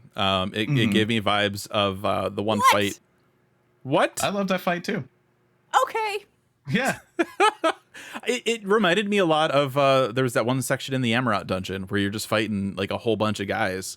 And it's like it's simplistic, like right at its core. Like it's like instead of a boss, it's just like a bunch of dudes. But like, how many times have we had that in dungeons, right? So I appreciate that it's something we really don't get a lot of. I also It was. I was No, saying, I you go also commented in my own playthrough about the thematic appropriateness of that. In that the Void Scent, right? We have like greater Void Scent, but then the lesser Void Scent almost in and of themselves are like a swarm, right? They are small minions, henchmen, creatures. The idea of them swarming, I think, is appropriate thematically. So Yeah, absolutely. Yeah, the idea that we just pop up in their castle, they're like, "What the hell? Like, attack these guys!" They just send a bunch of floating heads at us. And then they get blown the heck up because they are so weak. It's really thematic. It's a very interesting boss fight. We don't get a lot of AoE boss fights, and as someone who likes to AoE, I like that. It's cool. It makes it quicker. I mean, it's a very easy fight. Like I think that's my problem with the dungeon is it's so freaking easy. But then again, we talked about it a little bit last week, in that maybe that's because that space is held for Criterion dungeons. Like the challenge will be in Criterion Savage, you know what I mean, and stuff like that. So they went, this is an expert. We know what you're doing with this. You're just trying to run through it. We'll make it easier for you. I don't know that I enjoy that, but yeah. Yeah, in Amarot, that like gauntlet fight with mobs, I hated it. honestly hated it. This one, because it does fit into the story more, Mhm. I didn't mind it as much. I thought the things that they did with the mobs were more creative rather than Mhm. like, here's a bunch of things trying to kill you. They have various I mean, AoEs, I and felt- oh, now they're dead. Mhm. I felt like narratively it fit with Amrot too. Like it's the end of the world. Like things Yeah, are but it was turning into boring. monsters. And all right. I agree. It There was- wasn't much variation. It was just like, here they all are, stacked on top of each other, burn them down. But I Yeah. think this one had more, again, of a delineation. Yes. Here they So- are. They're in a little bit of a pattern, but then you all pull them into the one same spot, and then you fight. Well, what's interesting is that, Aldino, I'm sorry. No, Zanidra, you finish your thought first, and then I will go after you. Please go. Okay. Amarat might as well have been just another pull between bosses. It was trash. It was just trash. This one, they had different things that they do on the outside, and that's cool. And they had different guys show up and they make one bigger and explodes more. And then the last guy, I mean, it was interesting. I still thought it was kind of meh, but it Yeah. made sense. It was fun. But I don't know. I just That thought is the it- most it- enthusiastic "it was fun" I've ever heard. I just like to blast, and it's a blast. It's I just get blast. it. I get Blast, it, dude. blast, I went with a ninja dance partner the other day, and I beat them on that fight, and I was like, "Oh, they're a good ninja too." It was very satisfying. But, I don't know. I like where that is going. I would like to see it be a little bit more complicated somehow, maybe. I mean, And then I think it would be a very interesting fight. Sure. even if they just tuned it up a little bit, I think it would have made that fight spicier. Because when I'm thinking of, okay, from a healing perspective, Mhm. when I'm thinking of mobs, Oh my god. when Yeah. I'm thinking of, especially that fight as well, how the mobs are paced, which I think is really fascinating because in many other fights, we have like things appear around the edge of arena, then they disappear, they're gone forever. This fight is interesting because the things that appear at the edge of the arena after they detonate then move on to the field. Mhm. So, like, intuitively, when I was first going through it, I was like, oh gosh, when this fires off, my tank is going to have like 10 more guys pile onto him. And I need to be ready for the sheer amount of damage that could bring. And those waves of how they come in and out. AoE class is getting a chance to shine, needing to burn down certain mobs before other ones join the fray. The idea, even if they had added something in, like, if there's so many, like, I don't know, 5 or more, then there is a unique tank buster that they all simultaneously do. That could have been really interesting. As it is, I agree, Aldino, in that my only complaint, I rated this category very high as well, and I'll talk about it in greater detail later. But my only complaint with the entire patch, I think, was just that this dungeon did feel kind of weak to me. I think, yes, they are probably making room for the Criterion dungeons, but even so, like you pointed out, Aldi, like, I don't want it to necessarily just be a complete tune out, no thoughts in brain, just blast through this. Like, I just went back and redid the vault because of all the dungeon reworks that they did. And I was reminded of dungeons like the vault. I was even reminded, I think we even get this with the capstone, the end dungeon of Endwalker. Hero's Gauntlet. Was that it? No, Endwalker of Endwalker. Endwalker. The Void Ends? The one where Or you the get Dead all Ends? the- Dead ends. I think we even see in those dungeons that there's like slightly more, all the enemies pack a little more punch, or a lot of more punch depending on the boss. Yeah. And then all the mobs in between also have kind of unique compositions, unique abilities. And they handle these Void Scent, and many of the Void Scent did use kind of unique abilities, but I kept waiting for something to be relevant. Like, you go into that one room where there's the big round table and there's the 4 dogs, and I was like, oh, what's the challenge of this little room? And, oh, I can stand on the table? Is that going to do anything?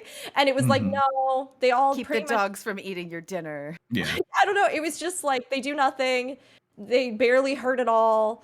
And I think that some of those mechanics in that ad fight might have shown just a little bit more if the baseline had just been like, oh, it doesn't even have to be like brutally difficult. If it was just like, Yes. I've healed that one a number of times on White Mage, and if you have a halfway decent tank, all you do that fight is cast Glare Yeah. and Holy. Yeah. all you do. So here's a question then, right? We've talked a little bit about the idea of what if they're making MSQ dungeons easier, and then they're going to give Criterion dungeons, right, that difficulty for the people that want it. Also, something a little different this time around, though. Like we've had trials be a part of the MSQ before, but it sounds like the trial series this time around is going to be part of the MSQ. Right. So, do you think that it's taking the trial into consideration when when judging the difficulty of the dungeon? It They could say be. maybe the dungeon will make it a little more easier, but then maybe the trial will be a little more like hectic, or Right. will make it a little easier because you also have to do a trial. Yeah, it definitely could be. I think it's the continued trend. Like, there's only a few places where the hardcore and the casual really overlap, and we get that friction, and it's experts, and it's 24-man, and it's those things that are opt-in but not really. You got a cap, right? Like, everybody wants a cap. Criterion dungeons are a place where you just go, if you don't want to do it, you don't have to. Like, not Criterion, but Variant and Savage, right? Yeah, Those ones, those are for the people who just want to do the hard thing. So, hey, remove the difficulty from this, move it on to the hard thing. Nobody has to do something more difficult than they really would consent to. I don't know. It's part of this trend that I don't really enjoy of simplification of the game in general and making things a little bit easier. And it's weird to say that when we look at Savage and how long it took for the last fight, which we'll talk about. sure. But that's opt-in. They can put the difficulty there. They cannot put it in an expert. Everybody has to do it. You know, the other consideration too, and I mean we've seen them going back and doing this. What if the difficulty is because of the trust system? Yeah, There's it could some be of that trust. too. Somebody There's in some chat of that actually too. mentioned that the trust systems are not very likely to do AoE. So maybe Yeah, Well, that's not at why all. that first They don't fight do They it. don't. I don't believe they use AoEs, which is Only still a few of them. Yeah. they have like a select one they Yeah. will sometimes do here or there, which honestly is the most bizarre thing to me ever. And I don't know why in the world they do not put AoEs in for trusts. Because like no matter what, if you're running with the NPCs, it will be slower. Even if they are using AoEs, it will be slower than real players. So I don't get what the issue is, especially if you're going to put in ad fights. I did have Sure. that thought as we were playing. I wonder if this is tuned lower, and if the mobs don't do as many unique things because they are almost designing this in mind, thinking what will make it easiest for the trusts to run it. And I care about, I want to make it really clear, I care about accessibility in the game. Absolutely. I care Yeah. very much about having, especially things like story beats, be accessible to everyone. And I think in that regard, that's also why I personally still gave this category 10 out of 10. Even with my complaints personally about how I feel about the dungeon tuning. I thought otherwise that the bosses showed a fun variety of abilities. I thought that their designs were very cool. I thought that the actual dungeon design itself was beautiful. Like I liked things like the eye attacks and the way they iterated off of the shrinking rings, the laser beam eyes. I thought all of that was cool. I was a little surprised. I thought that with Scarmiglione's fight, they were going to do something where you had to almost go in or out of the rings, like go in between them for something, or come back out and then they fall over, and then you get knocked back. So I thought that element in my mind, I was like, oh, I'm kind of sad they didn't play with that in that regard, or like you move in because the water will protect you from something, or but the actual fight itself, I thought had other great little variations and set you up for a few mechanics for Barbarisia. And the rest of the range of fights that we got in this particular patch, I think had a lot of really fun themes, designs, mechanics. Barbarisia is so fast and so like on your toes, and I really My enjoyed favorite it. extreme we have ever gotten. And that's 100% true. I would love to take footage of the Barbarisia Extreme and like go back in time to when people were struggling with latency during like the Titan Extreme fight and be like, hey, look what the game's gonna be in another 8 years. Oh my gosh. That fight is so much fun. It's so active. It's so much fun to try and optimize. And that's what you want from that sort of thing, right? It's like the intro into the end game right there. You get your weapon, you know what I mean? it should give you that bracing feeling, and you go, oh no, it's just a dance, because that's what Savage is too. It's that bracing feeling, but you can get through it once you learn the dance. Mhm. I think it's a great kind of midpoint. And if they did make the dungeon easier to make the trial what it was, then keep doing it. I don't care. Like, that's fine. Like, how many times are we going to do this dungeon? 1 billion. Do we really care? I don't know. Yeah. I mean, and then there's, you could have a. already dread doing experts. Yeah. I would like for the dungeons to be interesting. I get why they may be tuned down. I do think a lot of the boss mechanics, not the first fight, the second and the third fight had interesting ones. Mostly the second fight. The like laser thing was kind of cool and not necessarily immediately apparent what the heck was going on. And I actually really enjoyed Scarmiglione's like 2-hour thing, if you will, like where he charges up and like hits you, because I healed that fight the first time and I didn't see it coming, and people's health went boom, and I was like, oh, okay. So I thought that was actually very interesting mechanically. The in between stuff, very boring. Yeah. It's a dungeon. It's trash. It's a dungeon. I just, there were days when trash wasn't like that. And Yeah. and then we have to do variant dungeons I mean, for that now. I think this is something like it's a subtle thing, right? I'm not going to say it's like totally required, but we talked about the idea of, since we did have to go back through Troya a couple times in the MSQ, like give us a couple of things to read or something. Like if especially for like an expert roulette, right? If you're going to spam this dungeon, at least like you could like get to the room with the pictures and be like, oh, hey, yeah, there's that picture of the one person. There's that one person. Just a little thought to take you out of the mundane grind of the dungeon, right? It's like, like I said, super subtle, but like that would have been. I think for me, I think for me, what makes expert roulettes fun, and not everybody will feel this way, and that's totally fine. That's okay. I know it's just a me thing. I actually love dungeon content, and I really enjoy it, I think, and I like repeating it because I like seeing what different iterations of players do in it. Like, you can literally witness as you run expert roulette at various points in the game. I don't think so much right now in this tier right now, but like you can watch as the community learns, as tanks figure out exactly this, the speed run strat or the pull all these things. You can see the difference between somebody coming into it for the first time and somebody who's run it 100 times. And as a healer, I find that the most fun because it's not about the dungeon changing. The dungeon never changes. For me, it's about how will the players change this time that I've come into it? Do I have a babby tank that is in the most sad, pathetic gear that barely let them get in the dungeon, and they're trying to pull wall to wall, and I am having to pull every single ability I have on cooldown like I'm in a Savage raid? Are we, like, some people will not care for that, and they'll find that very stressful because they don't know what to anticipate. But for me, that's why I like doing group content with other human beings. I like, and also why I fell in love with healing, honestly, because I like that I have the ability to respond to different people.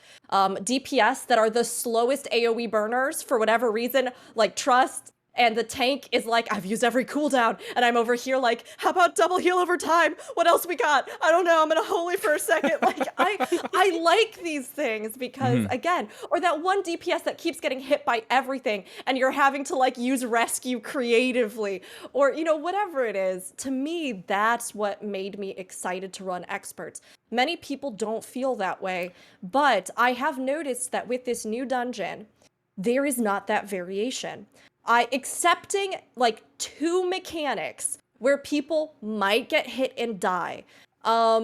Even so, like, I have not seen that variation. I went in on a tank, I mentioned this last week, on Bebop's computer using keybinds that I had never touched before, didn't know anything about the layout, and Zenidra Aldino R Static managed to keep my sad, sorry butt alive, and I was never even at risk of dying, period, even though I am a terrible tank.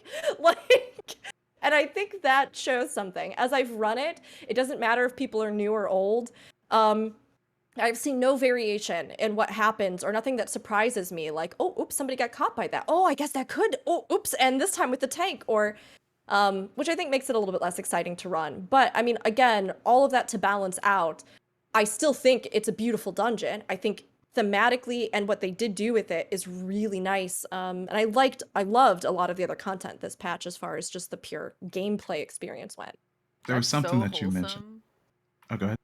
I was gonna say that's so wholesome. Just like, oh, I like to see what different people do. That's so Yeah. nice.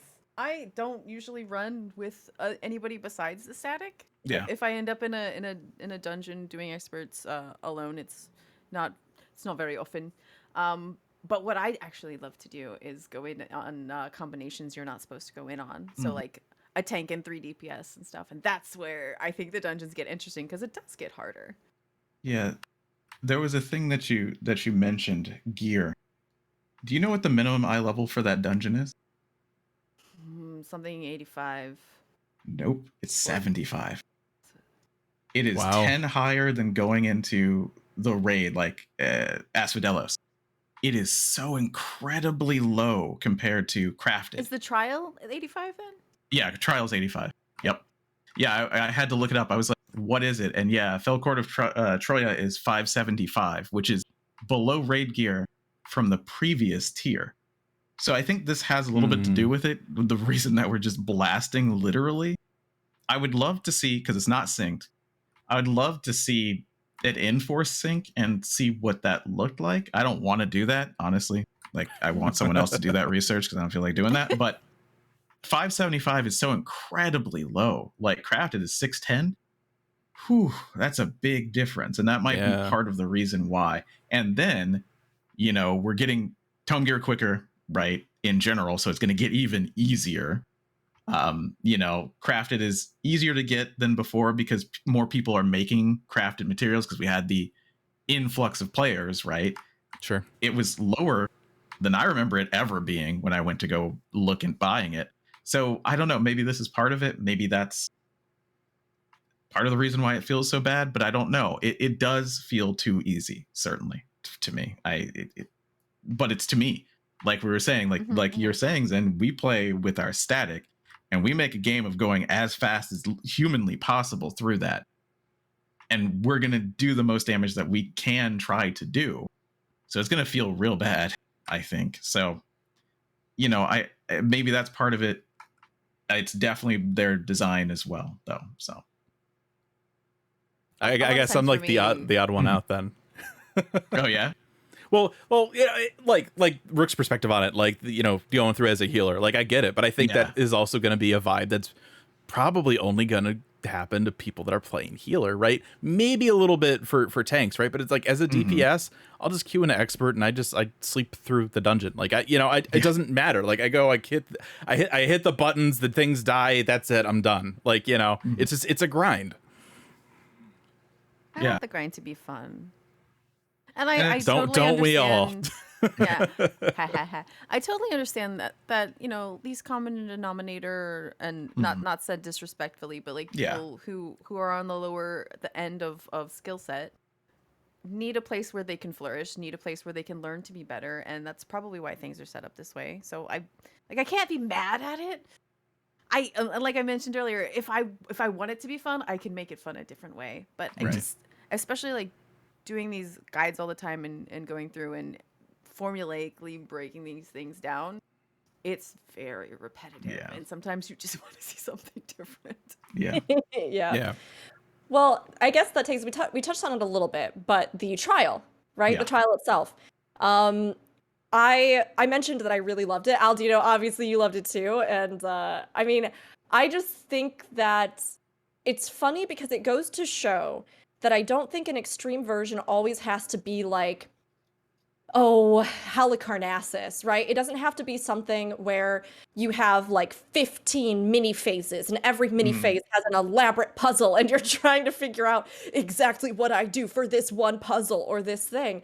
You can have a fight that in and of itself is perhaps more repetitive in that we go back and forth between those phases with her and she iterates off of them differently, right? Like it builds up to almost a crescendo at the end of the fight, but it's not like everything is wildly changing. And yet I still found, especially in some spot, just like responding to things, moving and navigating the space together, all of the absolute chaotic things that appear in the arena that you're trying to move around. And then they have these different mechanics that either force you together or tether you to a point or slow you down. And it felt really refreshing to me. Even the Yes. normal version, it Yeah. felt Yeah. refreshing. I felt like Fusion mentioned earlier, maybe the dungeon was easier, so the trial could be harder. I felt like that trial going in blind messed some people up. It was Oh, just it did. it was so much fast. Like it had a quicker pace to it than I think a lot of things that we've seen before, which was kind of cool. Like I Yeah. mean, you know, giant middle finger to like any melees trying to hit positionals, right? But like it was Absolutely. really fun running around. Sorry, casters got it even worse. But it was cool to see something.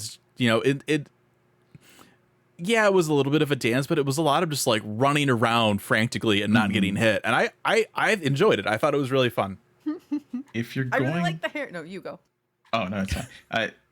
If you're going to give some classes a raise,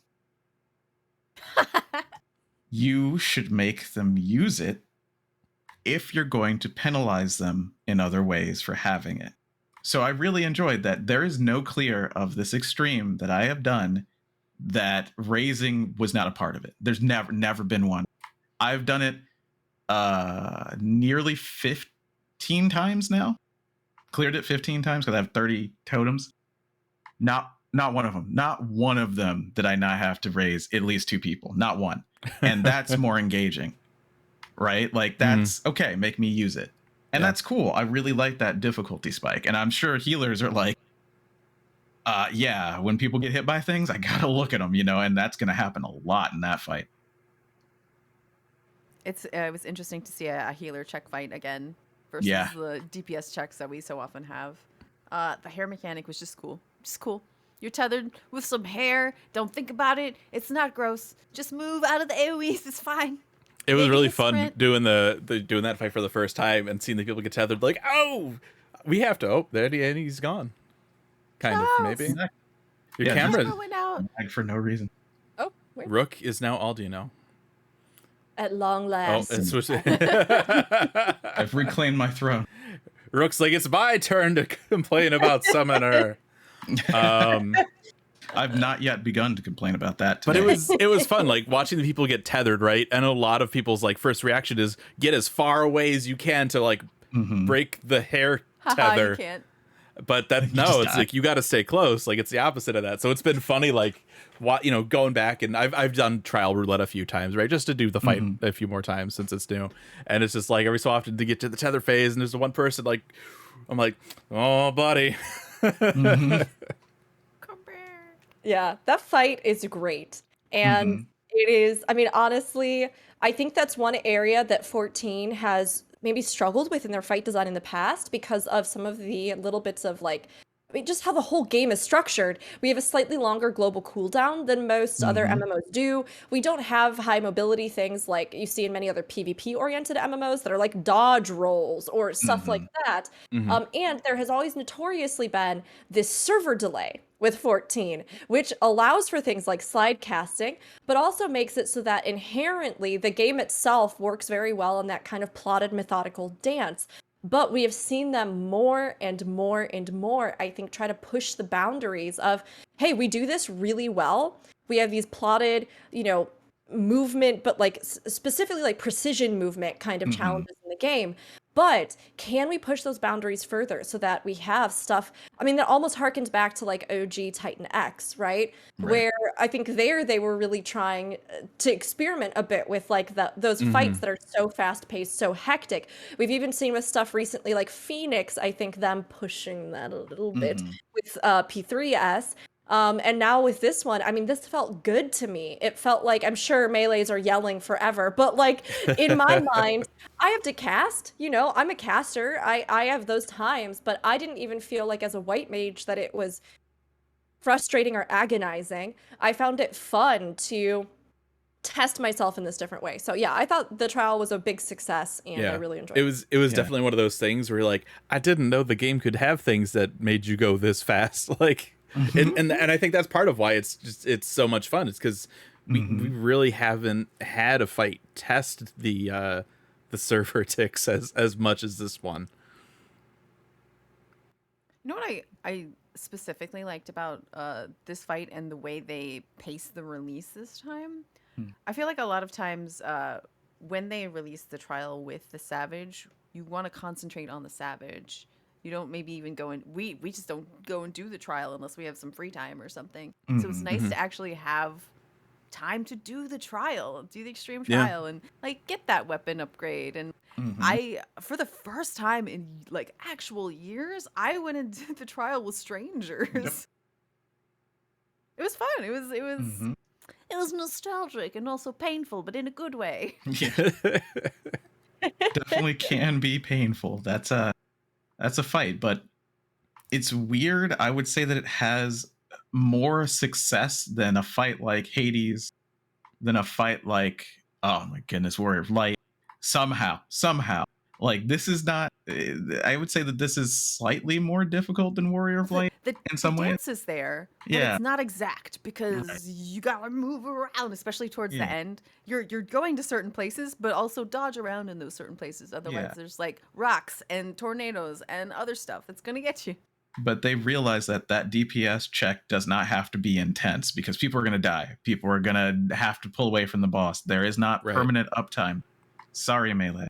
You know, like you don't have permanent uptime in this fight. You can try, I keep but wanting to say uh-huh. sorry, not sorry, but I'm not allowed because I'm a dancer. So. No, we're all allowed. I mean, there's supposed to be difficulty in each row. Like, yeah, melees are difficult because positionals and being close. Casters are supposed to be difficult because they have to cast and they're locked. And also, all the mechanics of every raid make them go the furthest away. So they have to learn to weave while moving. You know what I mean? And And meanwhile, all the ranged, range yeah. are just like, oh, I'm sorry, you guys having problems hitting the boss right now? I mean, Well, honestly, that's range great gets even though. more of that. Like Yeah. you have to do more mechanics. So they You have get more to do the mechanics. thing. Yeah. You know the Yep. thing that I've had the most difficulty with this tier of Mhm. anything is they've timed the boss's mechanics Mhm. for points where I need to be looking at my bar really quick to see which thing I need to hit as like my big technical step thing. Also, I need to be looking at the floor, so I need to just like look two different Yep. directions. Still some challenge there. I mean, it's great though to see fights that I think play to the strength of those physical ranged, right? Yeah. Because I mean, like you were talking about Alduino, if you're going to Long give suffering. yeah, it's like if you're going to give something but take something away for it, then there need to be reasons and places in which I shine in that Mhm. regard. Mhm. So, you know, if you have a res, then yes, there should be fights where like it's not one of those things where you lose one person, you just hard reset because you're not going to be able to make the Yeah. damage check, right? It should be something where it's more of a war of attrition. Maybe the damage is so Mhm. high, people just gonna die. So you best have like, you know, At whatever least one extra you raise, you know. need. Yes, you know, you need that res. It's important, and you can still clear if you use those reses, right? Mhm. Same goes for mobility. If we have DPS that excel in mobility, then you need fights that actually play to mobility. Again, it's Right. not to say that you can't take in any other classes. It's just that if you're going to constantly say, like, well, if you buff and if you have high movement and if you have a Mhm. res, then you don't, you know, get to do as much pure DPS as Yeah. others. To feel really satisfied in your role, you need to be able to use those things that you do have in a way that's fun. And I think this fight Yeah. allows for that. Mhm. It's weird. There's so many taxes in this game. In that and they make sense in a vacuum. A simplicity tax. More simple jobs do less damage. Makes sense? Makes sense to everyone. Utility tax. You have more utility, you do less damage. Okay, makes sense. But when neither of those matter, it feels horrible to be taxed for something that you're not even going to use.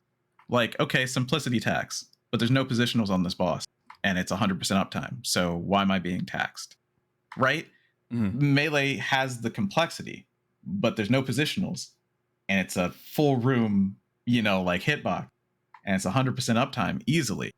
Then that tax makes no sense in that moment. Just like utility tax, right? If your job is taxed for having raising, for having extra heals, tactician, addle, whatever you want to call it, when you don't need it, it feels bad that you're taxed even though you didn't use it.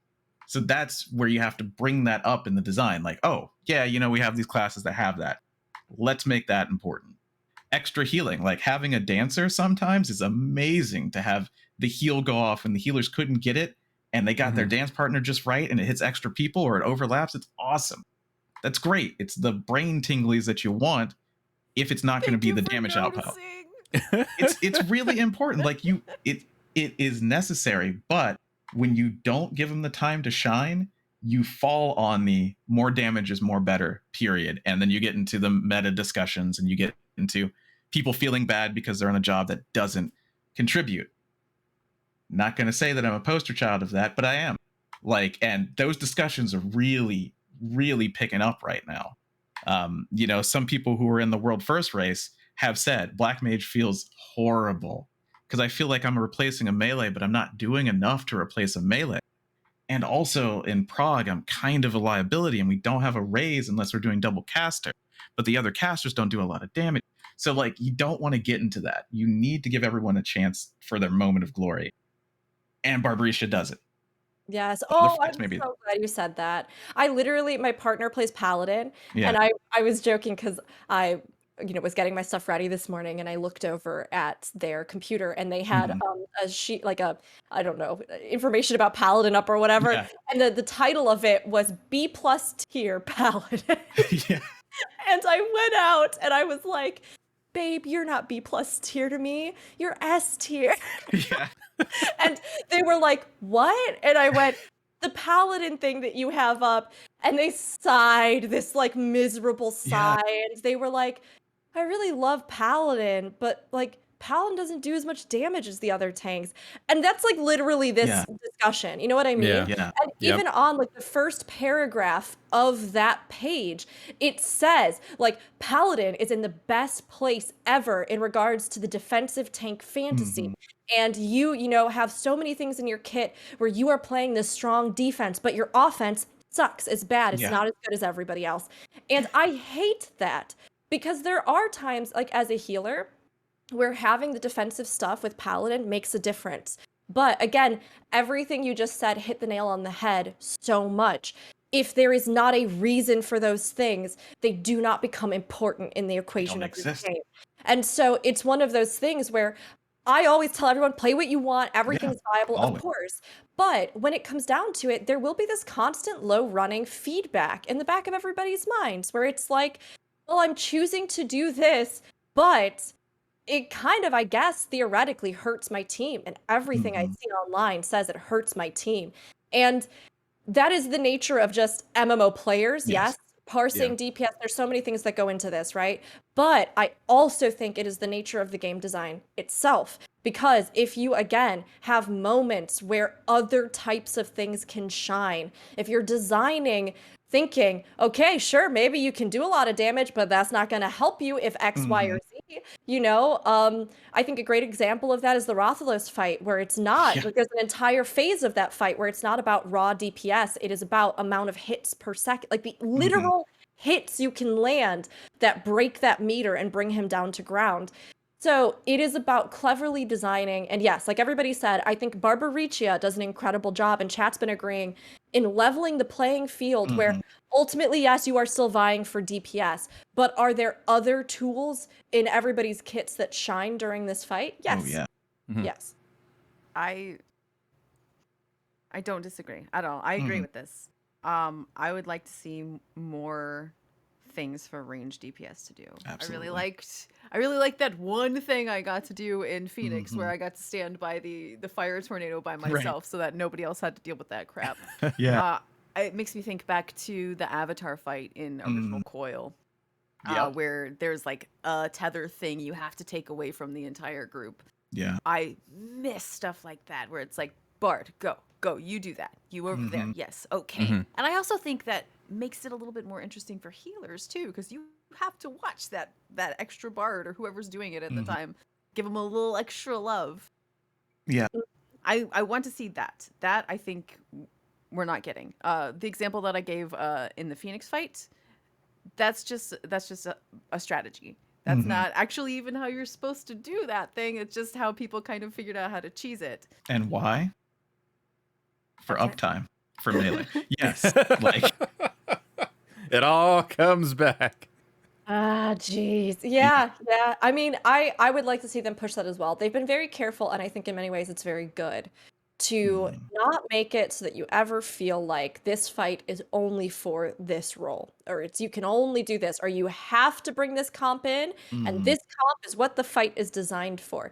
But I do think that we're already designing the game around a trinity. Like, it's already being designed around this factor.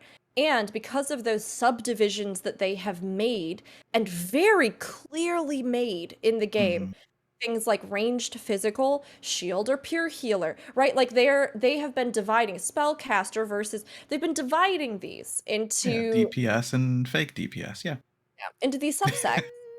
So it's something where, with that in mind, I think you need to then as well design your game around that kind of concept. So, I mean, there's a lot of reasons. I think this is all good, but I would love to talk about the raids too. Yeah. Yeah. So do it. I was like, and I was just gonna hand it over to somebody else. I was just doing a quick three, 2, 1, go. I like the raids. There has been obvious discussion about the fact that the normal mode versus savage mode had a week delay, right? And as you always see with World First, they're going to blast through those things at the absolute highest speed. They have teams that help them, all this kind of stuff, right? And if we're looking at this from a pure difficulty standpoint, again, the first 3 fights, I believe, all roughly took about an hour. I woke up and I was like, let's watch the world. Oh, they're already on the last. Okay. But then they were on that fight for like the entire day. Yeah. I mean, I have heard, although I am not there yet myself, and I have not looked too much into it because I wasn't casting during this time period. But I've heard that the second half of the final fight is on par with Ultimate, and that it has some kind of fake out trick at the end that is like Ultimate. Yeah. So all of that is exciting and very cool. I think the other 3 fights, the tuning, again, because they weren't designing them and balancing the numbers around the week delayed Tombstone gear acquisition and normal raid acquisition, right? I think that's why we see in something like the Race to World First that there is such a fast blast through those first 3 fights. However, all of that said, having progged with you beautiful people the first fight this week, and even just doing normal ones, I think they're fun. They all have different mechanics. They all have a nice variety of things. They feel fresh. They feel different. The fights don't all smush together in like one big glob. Like in my mind, they are distinctive. I have enjoyed Carbuncle. I think there are spicy bits of it, but they don't feel infuriating. Like, I think that it is something where we're seeing some fun new mechanics. I don't know if in like Carby, for example, the reflection wall was maybe used to its absolute ultimate way that they could possibly use it to make it so hard, but it still adds a different dynamic. Those area of denial, the little puzzles with the explosions, all that kind of stuff. And even in the normal modes of the other 3 fights, I felt like all of them had their own kind of story, their own challenge that really made them satisfying to me. So I don't know. How does everybody else feel about them? So I mean, I've only been doing like the normal stuff. I haven't, you know, my group is still. I think we're actually probably looking for more people at this point. But I thought they were fun. I thought they were well balanced. I know 7 with the tree. That one. It took a few separate cues to win that one. But I mean, from something like an 8-man raid, I thought it struck a nice balance with difficulty. You know, we got to see some new. I'm always amazed how they can keep coming up with new mechanics. Like, I don't know. Like, if somebody's like, make a fight with new things, I'd be like, I don't know. Like, I don't know. It's really impressive that they keep coming up with new things. And yeah, I thought that the fights were fun. The music, we'll get to that shortly. I think we're in lockstep on presentation almost. Yeah, I thought the fights were just they were fun. Yeah. Yeah, I definitely, as normals go, I mean, it was good. It was, I would say, a little bit better than the first tier, a little bit more fun, a little bit more memorable, as you were saying. And yeah, the extreme, at least the first one, right? Because that's where I am, is so much fun to optimize around, right? That's really what I look for in a fight, right? If you're gonna give me the difficulty, the baseline, my job is to do the damage, and you have to make that interesting, as we were talking about before. Make it interesting, make me have to use tools that I don't often use, even though I hate it, like you were saying, Zen. Make me have to look down in the middle of the thing that I have to do that I really don't want to look down during, you know what I mean? Like, make me have to pay attention right then, because you know when it is. You know what our rotations are like. You know the alignment of buffs because you made it. Yeah, do that. Throw it in there, right? Make it a little bit more difficult. Don't give us 100% uptime. Don't let me stand still in turret. And Carbuncle does all of that together, and it's great. And I cannot wait to get into the other ones, taking a look at them, just looking at what they're like. So I really enjoy it. And yeah, I've seen a little bit towards the end, and like I remember watching a little bit of it and going, what the heck kind of icon is that? That is brand okay. Well, when we get there, that'll be fun to look at, Yeah, like it's one of those I things. can't wait. It's that kind of stuff, especially during like that last fight where you get those new little pop-ups. It's like, I can't imagine progging this stuff day one, because you're getting a fight. You're like, all right, like, stack markers or split marker. What is that thing? Yeah. That's new. We don't know what that means. But Yeah. you're gonna learn. Yeah. You're gonna learn Over the it. next several hours. I agree with. I think it was Charles. Maybe everybody said this. In Yeah. fact, this tier seems more fun overall than the previous tier. So like overall, all of them as a whole, yes, I think that in the normals, they just seem more fun. Yeah. I miss the thing I harped on kind of last time in the last fight. So in 4, you go in and you don't know what's happening. Those elemental quadrants kill you because you don't know that thunder means get the heck to the wall. Yeah. 1 or 2 times you don't understand that.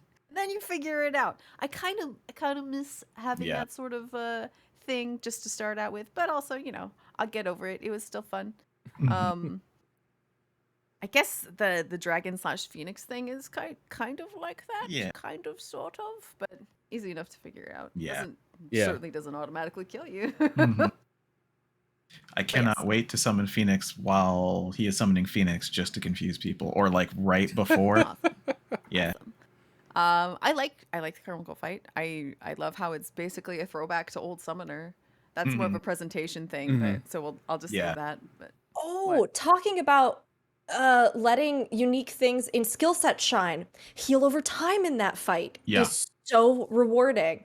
Because there are so many tank busters. Yeah. And you were just, Zen, what made me think of this is that when you said the throwback to old Carby, the damage over time, right? So how do you counter damage over time, heal over time? And oftentimes heal over time as a healer, you just kind of use it as I can get more uptime if I put it on here and there's not another mechanic coming in.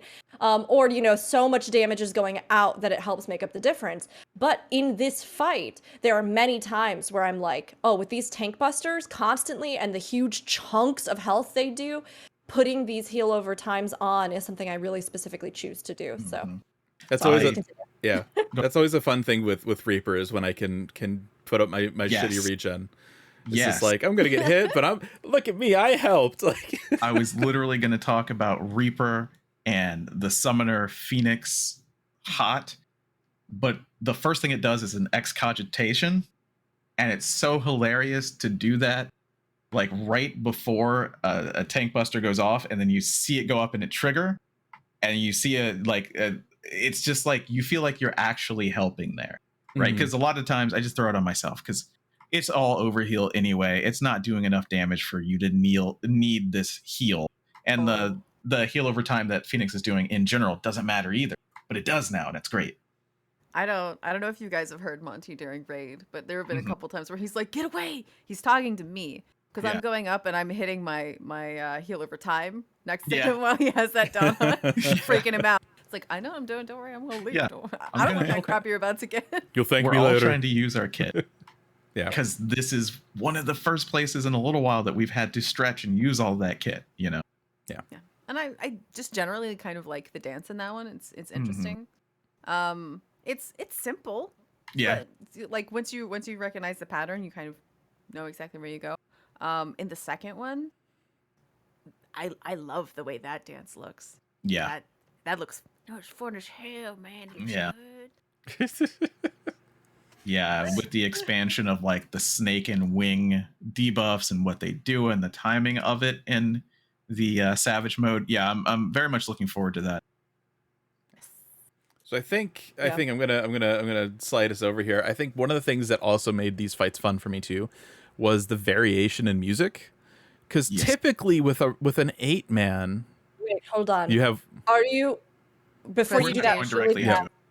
before we go to numbers. presentation. Yeah. Well, no. I was going to ask too because originally I think when you wrote this out, Fusion, you put Island Sanctuary into gameplay. did So- I? We were going to talk about music real Yeah, quick. You Yeah, did. you did. You did. Okay, I mean that's Island fine. It's Sanctuary. technically it's game. It's a little Yeah, bit it of is gameplay, a gameplay. little bit of miss, a little bit of I was trying to figure out why my score was that score. Now I know why. There you go. So before we move on to presentation, we should then, if we're going to keep it in that category, touch on Yeah. Island Sanctuary. It's really good. Okey-dokey.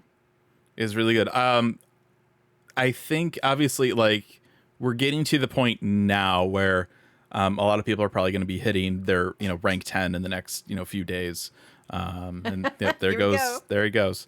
But I enjoyed it. I thought the building of the island was really fun. I'm still bothered by the way that how multiple I don't have sunglasses. What the hell? I got nothing. Yeah. You need to get the hat. Get a hat. The There you hat. go. The Yeah, hat. like a straw hat. Let me grab. Hold on. I got. There we go. I'm not looking at the cameras. I'm imagining him grabbing a Captain America shield and using it as a hat. Please tell me that's what he's doing. I mean, I could, but that would be a little awkward. Here, we can do Yeah, it would the. be weird. Oh, okay. Yep. See, I gotta Yeah, redo the strap here. We've all been It was soaking up the something sun else. It's on just- Island exactly. Sanctuary. There we go. And it's backwards. So, like, what does it Yes. even matter? It's all dusty, Casual. too. This is gross. So, yeah, I mean, I think Island Sanctuary was off to a really great start. Obviously, there's things that they can improve on. Using the blue cowries for so much. And this is something we talked about last week. It's we were already kind of on it, and then like as I've been playing more this week, it's even worse than we thought. Like you get to a point with your island where you can tell the mammoths to take care of your crops or to take care of the animals in your pasture. And if you do both of those and you have both of those maxed out, that's a deficit of 300 calories per day. So it's like, all right, like I mean, obviously like you don't have to do it, like it's optional. But to have something else that's like, we'll use up more blues. It's like, why? But why? Meanwhile, the greens are like, would you like to buy materia? Not really. Yeah. Yeah. The other problem I've run into with a couple of the landmarks, like the landmarks are really cool. There's like, there's the treehouse, which is cool because you can like actually climb up it. But then you build a windmill and a lighthouse, and the windmill especially, like it's got this little kind of like a deck on it. You're like, cool, I'm gonna build this. I'm gonna go up. I'll be able to see more of my. No, you can't climb up the ladder. The One only day way you'll you be can, able to the fly only up way, there. right? But at that point, you Yeah. have flying. So like, what does it matter? Like, we had Boja. They had ladders you could climb in Boja. Why can't we climb the damn ladder in the windmill? We Like, have it's the so technology. right. Exactly. We have the technology. We have the animations. All the work has been done, other than letting you climb the. Like, it's I don't know. The It amendments seems don't want you. It's an OSHA violation. That's my headcanon. yeah. It's such a small thing, but like getting to a point where it's like, oh, like I got the materials. I was able to finally like build this cool thing. Like I'm gonna go up, and it's like, no, you can't. I'm like, and that's kind of like, it's not the end of the world by any means, but it's kind of a bummer. but it's been fun going around. I've gotten to the point now, like I hadn't last week, where I was just still kind of in that exploration phase of going out and like, stumbling upon the rare animals. I've opened up the spreadsheet now and gone looking for those. It sounds like there's a bug though where you need to like enter like after the window has popped, and it's kind I of heard weird a little and bit about that. it's a little finicky there, but Yeah. I mean, otherwise it's good. There's definitely stuff they can improve on. The pasture, I know we talked about this last week where Rook's just like, I just want to raise like a herd of chocobos and have them like run around, and like they actually group up in the pasture. So like it's funny, like so many of the things that we've talked about with Island Sanctuary, we'll say, man, it'd be really cool if they did this, and then like we'll get off the stream, and then like 2 days later I unlock something and I'm like, oh hey, it does that. Yeah. So like that's really cool, like to have that kind of discussion, and then to be like, hey, no, this actually is a thing. The managing of the stable or the pasture and the garden is rough though, because you have to click it for each individual spot. So like for the pasture, right, ultimately you get 20 animals that you can have.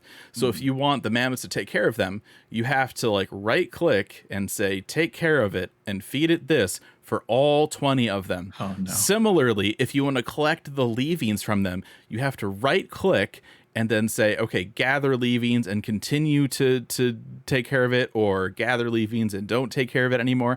Like, why is there not a button that just says, give me all the shit they dropped? And like, it's just, it seems so weird that's how it's handled. And it's the same thing with the crops, right? Where you'll have, you have to click each individual one that you planted and be like, okay, gather this and keep going. Like, it's just, it seems oddly unnecessary. So I hope they fix that, but I think otherwise it's off to a great start. Yeah, I agree. I think that this was, I mean, a massive new thing to introduce to the game. I love that they've drawn inspiration from this genre.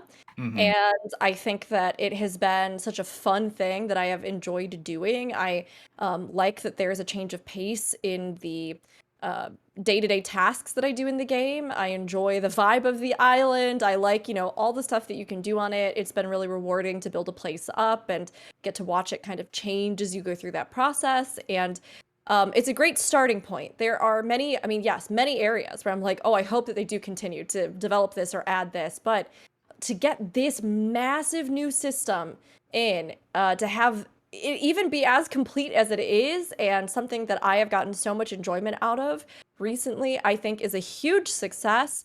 So while there have been a few blips, and I actually put my critique of that more into presentation, I think the two big things that were maybe drawbacks with Island Sanctuary was initially the issue with not even being able, many people couldn't even get into it.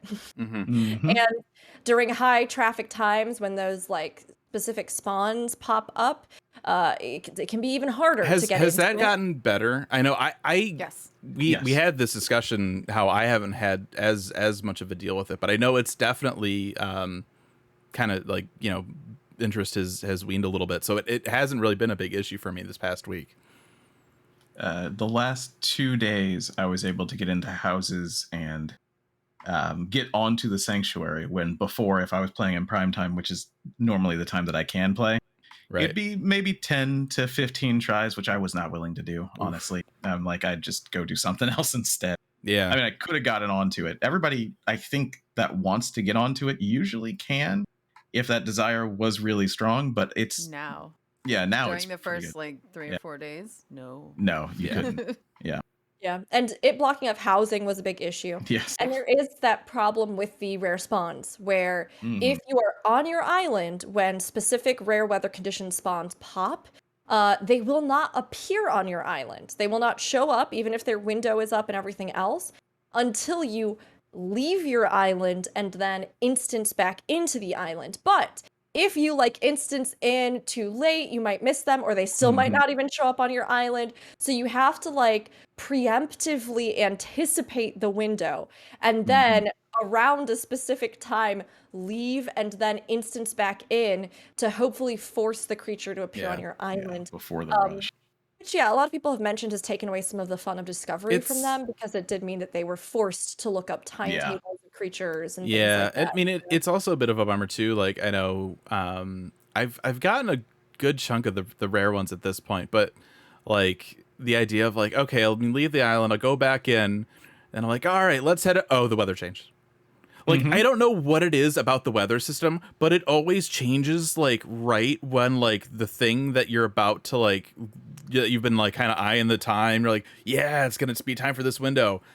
It changes right before that, and it's just like so frustrating.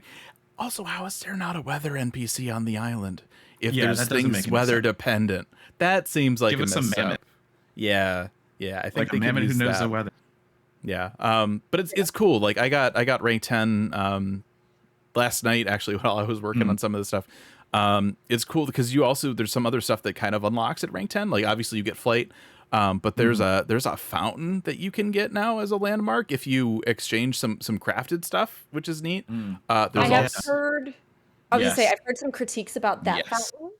Specifically that, okay, I think one part of this I think is an overreaction from the community. One part of this I think is valid feedback. So one part of this that is an overreaction perhaps, although I understand people's frustrations, is the fact that some people have voiced that they feel betrayed by Yoshida-san because Yep. he specifically said that you would not need crafting and gathering for Yes. Island Sanctuary. and you still And- don't. Well, and the You'd have fact to buy that it. yes, the fact that this fountain requires crafted and gathered components, and not just that, but Master. extremely Yeah. difficult, Mhm. extremely high level crafted gatherer components. People have felt a sense of, I suppose, betrayal in that. I think that again, I actually like the idea of them tying. I think maybe we touched on this, but I like the idea of them tying various things in the game to Island Sanctuary, offering us more customizations, offering us more reasons to do a gameplay loop. Like, I don't mind that personally. I think where maybe the valid critique does come in, though, is the fact that it is incredibly difficult to make. And Yeah. I have several people that I know that are some of the most hardcore crafter gatherers that I know in this game. And I asked them, like, hey, is this something that you'd be able to make? And they even said to me, it is really difficult and it Yeah. is heavily RNG. And that's why the parts are selling for millions because It's interesting because so hard. I actually looked this up because the actual materials for the items, they're not that expensive, but then they're selling for I think the highest component I saw was like maybe like 480K for one of the recipes, but then like the crafted thing will sell for like 1.2. One of them is going for like 2.5. So it's weird to see that, right? Because usually it's something that scales like that, but it's just the difficulty of it. It was which above is 7 interesting. million on Balmung. Because it's all down to what people do too. There's a lot more people on certain data centers on certain servers that want this. Yeah. And that makes the price just skyrocket. Now there's more crafters too. Yeah. But it's not, the supply and demand isn't super elastic in that way. Like the people who want it have to be already ranked 10. So there are going to be a certain type of people, right? Yeah. And then you have to be on a server that has the crafters to support you. Some of those people aren't going to have the crafters to support them. Like our poor friends on Materia, right? Like, I don't know how it's going over in Oceania. Like, I don't know. I don't know the status of their crafters. I would love to know. This would be a great point to check that. But it's like, I get the feeling, like, I get why you would be upset about it, but I also am like, man, that'd be great to be a crafter right now. Yeah. Like, it would be great. I mean, I think it's also like super important to note, like, this is something that you get access to. Like, I noticed it after rank 10. I don't know if you can exchange the items for it before then. It's probably a rank 10 thing. know. But like at that point, you've maxed out your stuff. It gives you zero benefit other than aesthetic. Like, you have to craft the island prisms. It gives you more groove. Okay, so it gives you more groove. I didn't know that. Okay. Yeah, I think everything gives you 5, and the fountain gives you 10.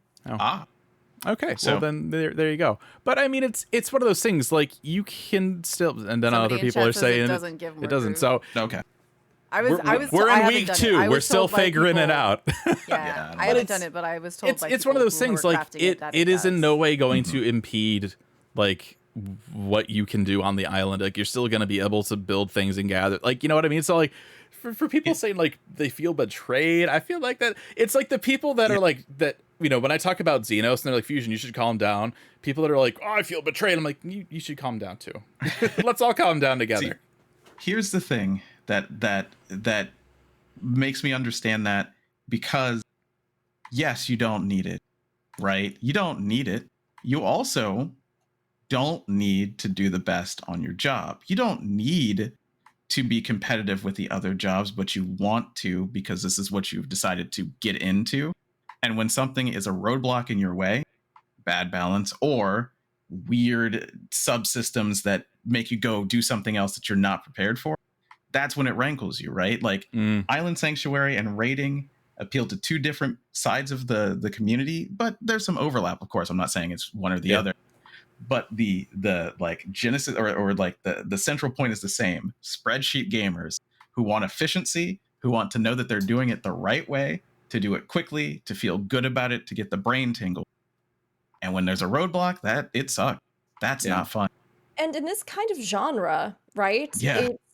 In a simulator or something like this, it's not always just about efficiency or sheer numbers, right? And I think some of this is exacerbated by the fact that maybe at release, we didn't really have that many recipes for things. Like, you know, I think I mentioned this last week, but a friend came to my island and I was like, oh, I'll show you around. And then we both stopped and went, oh, it probably looks exactly the same as yours. Yeah. Which is actually, you finished.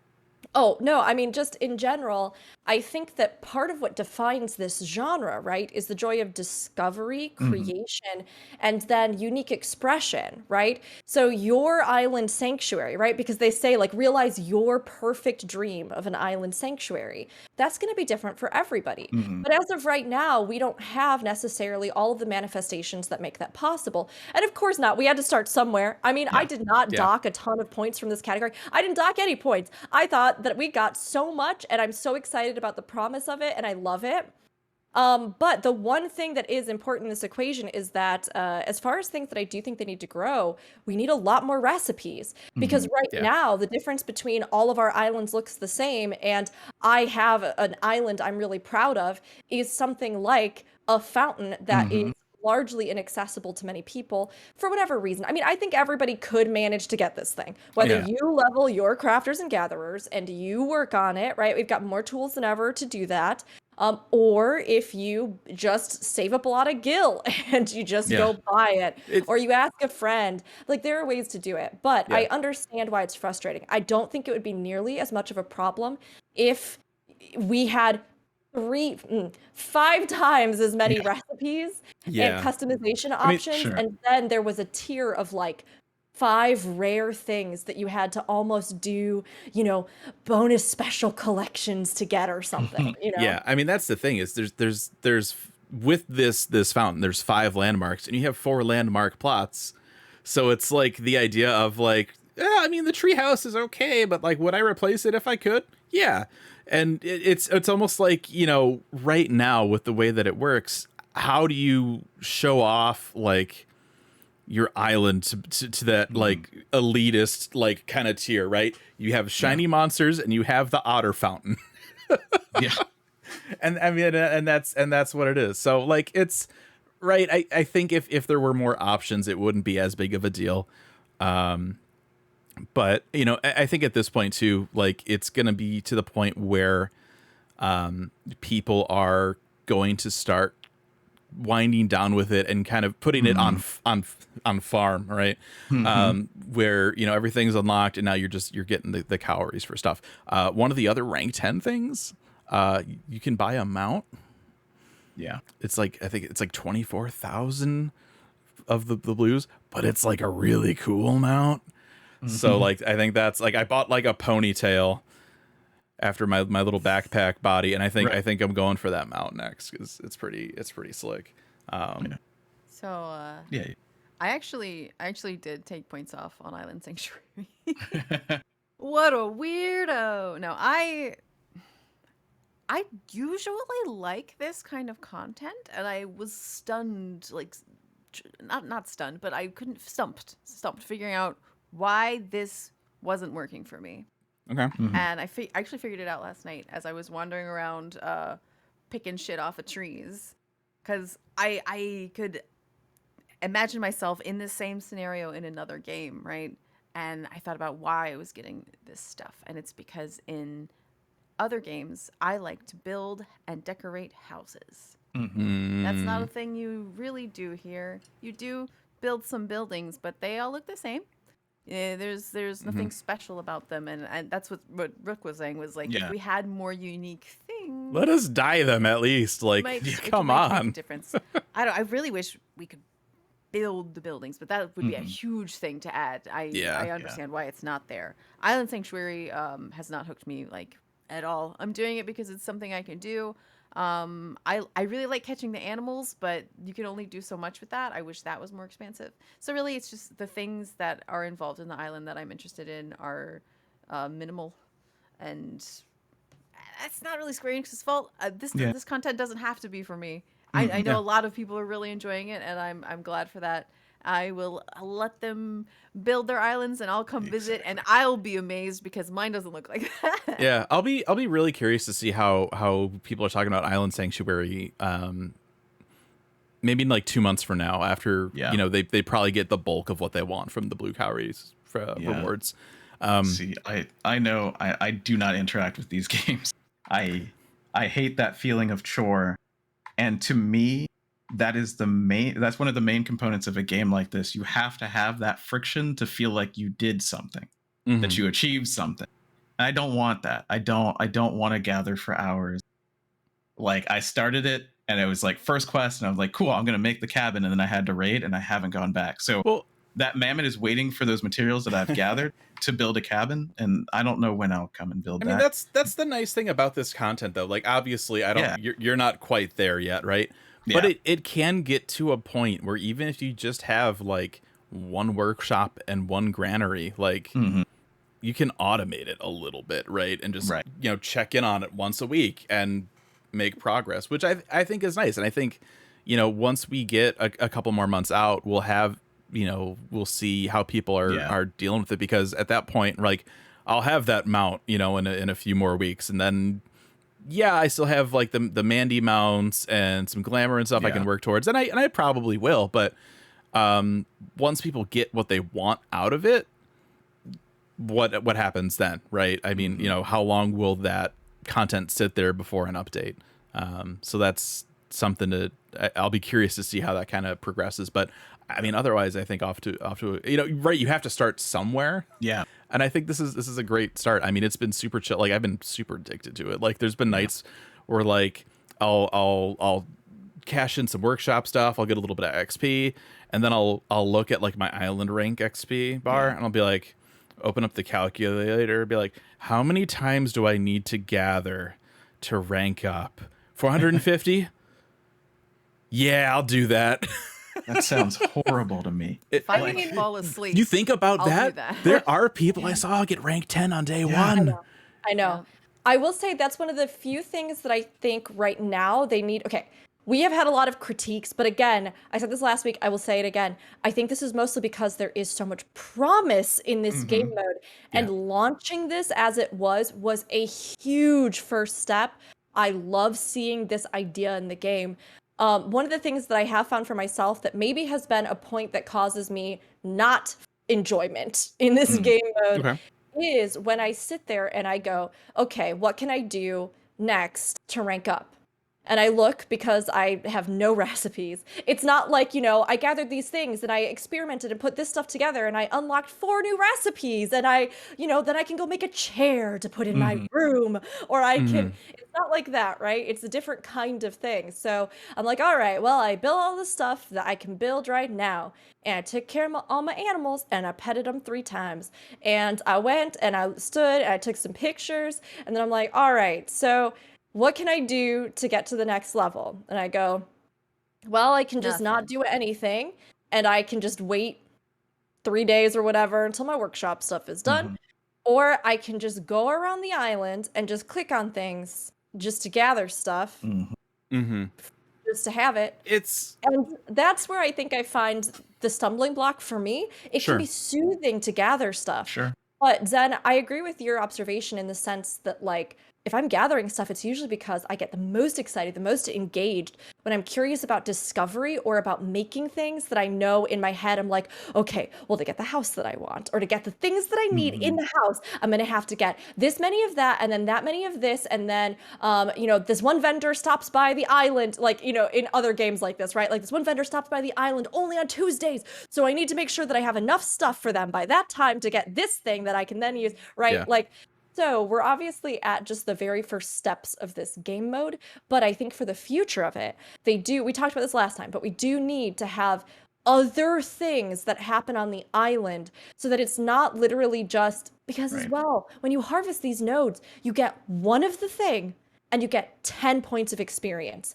And there are times where I look at that and I'm exhausted before I've even started because the amount of experience that I need and the lack of things that particular rank might have for me to craft, do, build, actively participate in, I'm like, well, I did all of that, or there was nothing. All I can do is wait. I think, yeah. I mean, and we talked about, again, throw back to last week.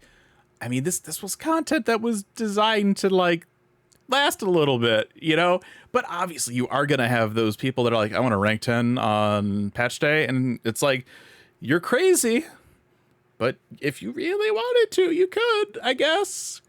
And so, yeah, it would be nice to have different things to do. I mean, obviously, like even with the crappy XP, like obviously, like going out and gathering stuff, ultimately can benefit you because then you have the stock of items that you can use in the workshop, which then gives you it's like this loop, right? Yeah. But yeah, I think they could definitely do some improvements. Do something with the damn green calories. I don't know Buy what materia and sell them. I mean, I guess, but then I have to like sell items to do that, and then if I have to, well, here's the thing though. This is why they're so useless, because you have to spend materials to get the greens to then buy the thing to sell for gil, but if you sell those items for the greens, those are items that you then can't stockpile to earn blues, which give you the cooler things. Right. So which means you'd have to go gather more. So like that's why greens are useless. It's just it's not worth the time. I'm not investment. making a connection here. I haven't deep dived into how that works. How does the green take away from your blue? You use the same materials you would have used to make. You get greens by exporting items. So all the stuff that you gather, like just the base gathering stuff for like 10 XP, those are worth like a handful of greens. Produce and leavings can be exported for blues, but again, you would see more benefit by using them in crafts to then get more blues. So you just don't do anything that gets you greens? Not natively, no. You have to actually go and be like, I'm gonna get greens. Sacrifice. Yeah. Okay. Yeah. So I mean, there's not. Oh, I was going to say, if greens had more of a gameplay mechanic, like if you use them to run the automated systems, or if you used them for some other component on the island, there might be more argument to like, oh, well, now I'm going to go gather a whole bunch of stuff, and then I'll gather an excess, and then I'll sell the literally let us buy an island prism from the greens instead of just like glamour, dispellers. Like, let us buy the island prism with green. I was under the impression that you were getting greens, just getting them from random stuff. So you don't actually you don't have to worry about the fact that they're useless because you don't have any. I mean, that's true too. I mean, yeah, it's true. It's true. It's just weird when you have the two currencies and blue is so hard to earn, but blue is what's used for like. But then blue is also consumed for everything.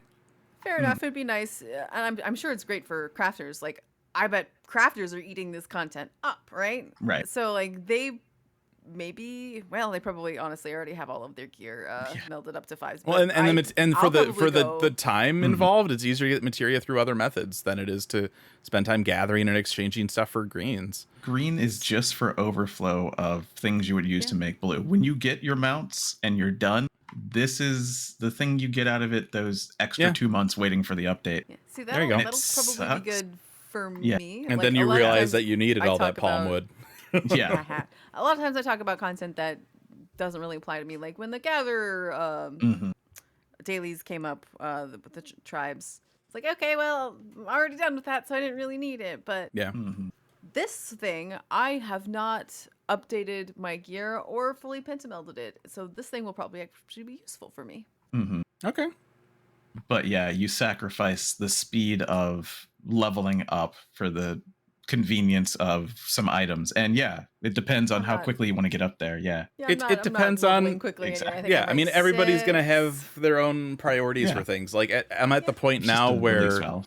I did a couple days of like the mammoths taking care of my stuff, but I'm like, but each week that's a deficit of like 2,100 blue cowries, and I need that mount, so we're not gonna be doing that anymore. I'm gonna pet and feed every single one of those animals individually. Yeah. At least you can beckon them. They just run over and you can feed them. You don't even have to walk into the pasture. I mean, that's an extra click though. I just pop sprint and whatever. Make a macro, right? Can't you make a macro for that? I have macros for things. Yeah, I have a Okay. macro that will lock onto the nearest gathering point, auto move me, and then I can just click once and it'll gather, and then I can just hit it again. Or if it's further away, I have one. I'll click, it'll lock on, but then pull up my mount and then auto move. How does auto moving work? It's like if you if you hold like if you hit R when you're walking, it'll auto run. Mhm. It's just it's like that. Yeah, yeah. Yeah, and when you Gotcha. lock on, you walk towards it. So it's also like super R for handy. I robot. tweeted this out Yeah. last week too. Like if it like it's one of those things too, and I think Rook, I send it to you because like if you're doing a lot of gathering, like that could take a toll like on your wrist and stuff. Some people I've heard were getting like motion sick from doing a lot of gathering. There's an option to turn off. There's an option where it'll like center your camera if you like click on like an NPC and stuff. Turn that off. That helps a lot Yeah. too. Where is that? I'm so tired of my camera flipping around. it's I'll find it later. I want to say it's like Yeah. I think it's like systems or characters or some camera stuff. It's like all the way at the bottom, but yeah, it's like super helpful for that kind of thing. But yeah, that's Island Sanctuary. Yeah. Yes. So then I Did guess we our rankings, our ratings for this? I did 10 out of 10 for this category because even despite anything that I've said, I really loved the array of content. hmm I really think we had a great jumping off point with Island Sanctuary. I think a lot of the fights shown in unique ways. And I'm so excited for the Criterion dungeons and the other stuff that's coming under the umbrella of 6.2. Although, of course, that wasn't directly taken into account with Right. this ranking. But yeah, I did 10 out of 10. 7 for me. Barbarisia, very nice. Dungeon, okay, yeah. Island Sanctuary, I'm very neutral. So 7. Yeah. And I did 8 because for me, I really, really enjoyed Barbarisia and the raid just a little bit because I was at 7 as well. Because Island Sanctuary is neutral for me. I wasn't going to dock a point. I'm hearing that so many people really enjoy it. So it seems like it landed very well. So I'm like, okay, well, that's pretty good. But it was 8 for me. Yeah, I was at an 8 out of 10 as well. Just like the fights were fun. The Barbarisia fight I thought was really cool. Island Sanctuary is really cool, but like ultimately they're not perfect. Like obviously, especially with Island Sanctuary and having to click each one of those things to say like, no, don't take care of this anymore, to collect the thing. Like, ooh. So it's got some work to do. I mean, the rare animal spawns and stuff. Definitely room for improvement, but off to a really good start. Music was also really good on Island Sanctuary, I thought too. We're just gonna segue right in.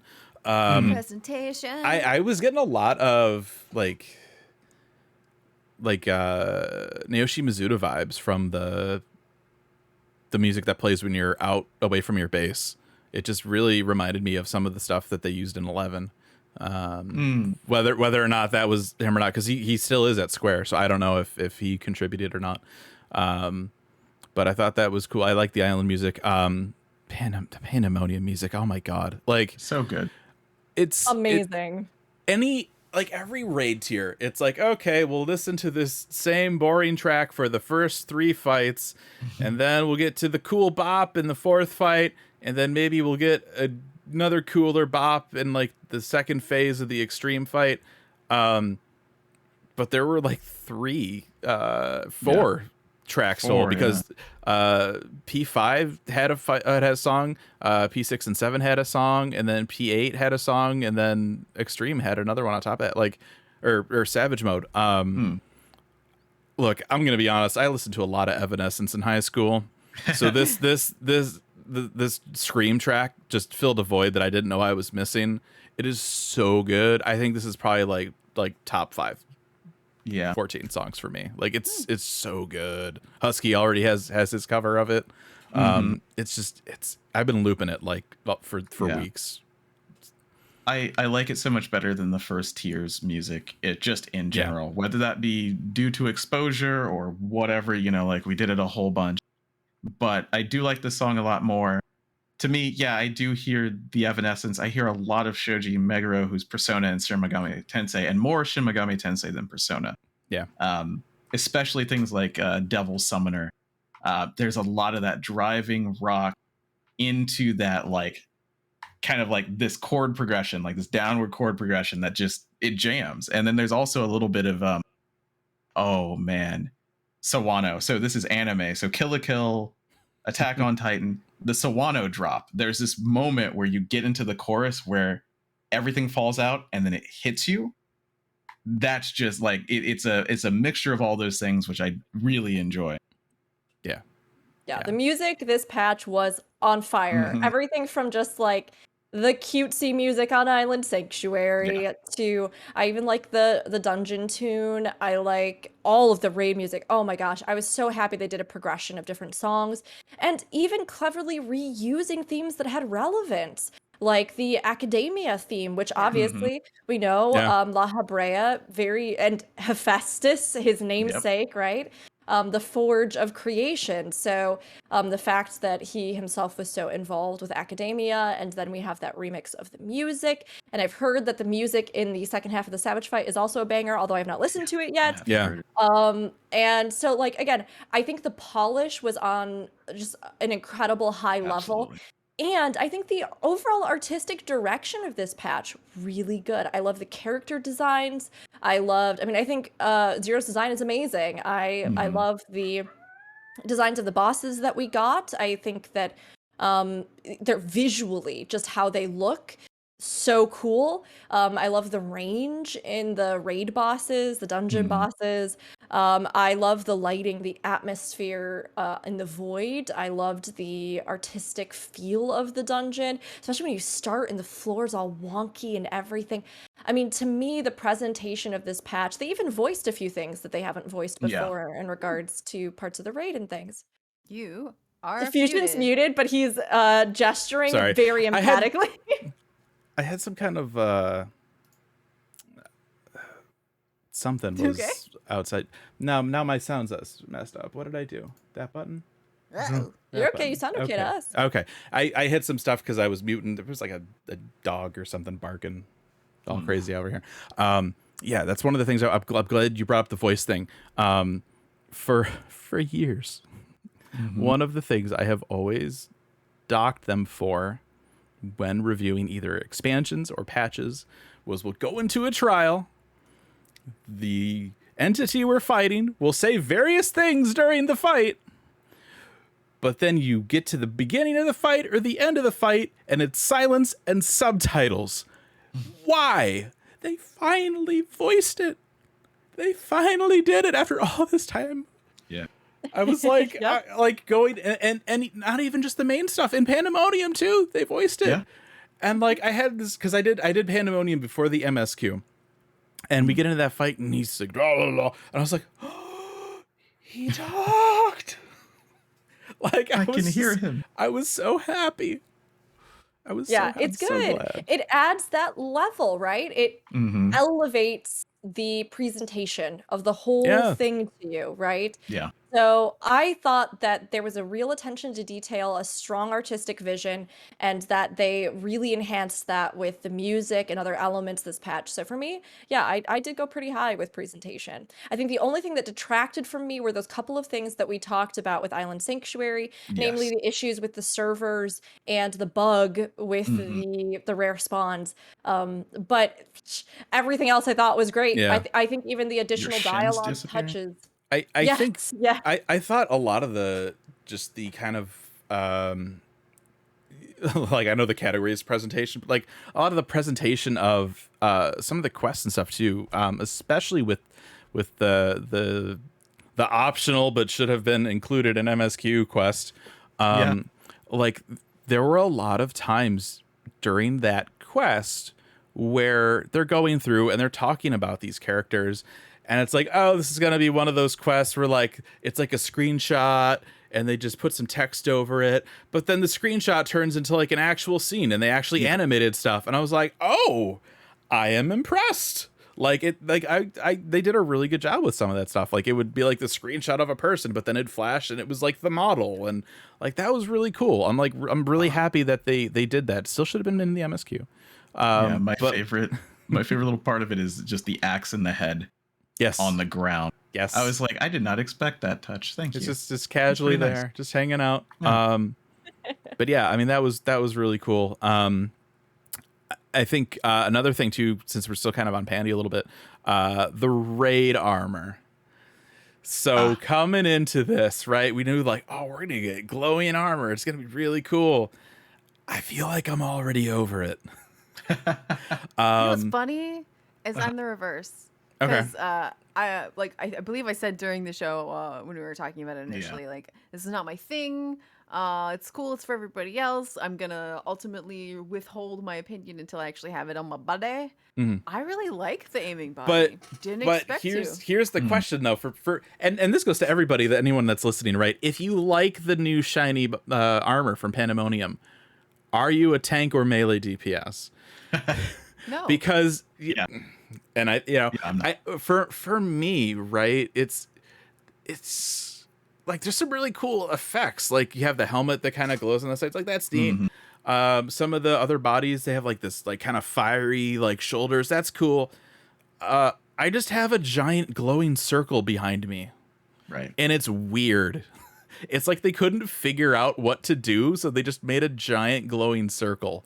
Maybe And it'll it looks be relevant later. It'll One of my be friends who's a tank later has that the circle armor, and Yeah. then she also was able to find a sword that has the exact same effect on it. So she's got like a sword with the fire. So I mean, going I've through the I've matched circle in it too. back. The resistance weapon for a dragoon's got a purple glow on it that Yeah. pretty Yeah. closely matches that. But it's like, it's just weird. Like anytime I was doing cutscenes this patch, like the way that the cameras were cropped, it looked like I was coming out of a portal or something. It was weird. That's cool. No, it was weird and distracting. I get it. I get it. I am glad that we have options in the game. Sure. I honestly think that it was about time that they did some special effects gear for things like raids. I was a little surprised, perhaps because we're tying this into the presentation category. I think specifically probably twisting this with the special effect and or how it could have added to or detracted from the presentation of the patch is kind of how I'm interpreting the connection fusion. But I personally have I feel both, but I feel happy it's still in the game. There have been times where I've seen people with like a billion of the circles, and I'm like, wow, that's a lot that's happening right there. And then there have been times where I'm like, but there should be a lot. And you should have the option to do that. Yeah. The one area that I was maybe a little bit less convinced on was the fact that you can't dye the special effect on the Savage gear, which to me felt like a little lack of polish on differentiating that, especially because Aldino, do you want to talk about why it's personally infuriating for you? Do it up. Hi, hello, I'm a summoner. Hi, Did summoner. you know that every single weapon from the Savage Raid, except for one, is the same color of your glow? And maybe they'll have a little accoutrements, like the warrior weapon has, the chains, right? The summoner weapon is mostly red when we have the purple shoulders, and the only purple is a little gem on the outside of the book. The book otherwise is covered with red chains, and the inside is glowing red. So it's like I don't. And Red Mage has a little bit of this as well. They tinted their sword a little bit crimson, so it's a little bit more like magenta-y instead of that dark purple. So it looks a little strange, but I think it works a little bit better on Red Mage. But I'm just like, why'd you do this to me? How is the Summoner book compared to the Scholar book? Scholar book is really, really cool. It's less flashy. So the Summoner book, the outside has the chains on it, kind of like the Warrior one, glowing red. It has a little purple circle on it that makes a little bit of like smoke come out a little bit. It's nice. Okay. And the interior is just writing, right? But it's a red glow. It's like completely red inside. Now the Scholar one, the outside is completely normal, basically. It looks like a normal book. But on the inside, on the right page, there's like this holographic inset that's red and it looks all runic, you know what I mean? And it's projected above the book. So that's cool. It's really cool. Yeah, and both of them are good designs. Like, don't get me wrong, the Summoner book is cool. I'm just like, why is this a different color? And the thing that dies is the rest of the book, which you can't see under the red chains anyway. Oh. So it's a little weird, but it's a good model of a book. It's just weird how they decided to implement it. And some people have similar problems. And I mean, I think I saw that like if you're wearing the Reaper hat and you go into Void Scent form, like you still have the little tendrils of flame too. I was like, that's weird. Yeah, okay. I've seen a glitch of it. I've seen a screenshot in which it is in, and they presented it as a glitch. Yeah, so that doesn't seem. It's a glitch. That doesn't seem right. Yeah, so I'm just like, well, that's a little weird too. But like, I like the VFX. You know, I'm fine with it. I'm currently wearing the caster stuff because it is subdued anyway. Like the caster is very small amount of flame, honestly. Yeah. So yeah, but I can get it. If I was melee, if I was Dragoon, I would struggle to find something to put that with. 100%. I get that. Yeah. I mean, right, and like we said too, it's nice that we have this kind of option now that they're finally starting to make this kind of gear. But like, after playing with it a little bit, I'm just like, it's all right. It's weird having a big floaty circle behind me. All right. Was there anything else in presentation specifically? Yes. Yeah. Oh. Yes. So gear overall, it's fine. I still haven't. I feel like it's been a long time since I've been shown something that I needed, wanted, had to have. Nothing here really fell into that. It was nice though. The first thing that comes to mind for me in presentation is Troya, the dungeon. When you first go in, that first little like warped dungeon-ish area. I don't know why, but that really stands out to me. Just because it's so warped. It's not realistic. It's like going into Wonderland and the floors are circular. Yeah. It's so cool. It immediately reminds you you're in the void and shit is fucked up here. Yeah. You know, you go ahead. Troya overall, I just really enjoyed the look of that place. Thought it was great. Things were broken in some places. Things were still immaculate in others, but like had glowing purple windows to remind you this place is wrong. It was great. I loved it. Go ahead. I just wanted, like you said that, and I'm like, and why is it warped? It's a domain of someone. What memories of that area? Is it because of her? If only there were a book on the ground that we could read to find out. Well, you're in a dungeon too, presumably. Like this person was probably bad and did bad stuff, and then dungeon. Yeah, and I want to know, right? Like there's this atmospheric storytelling, which is great. You should have it, but you should also hit people over the head with it, especially when it's unclear which direction you're going, right?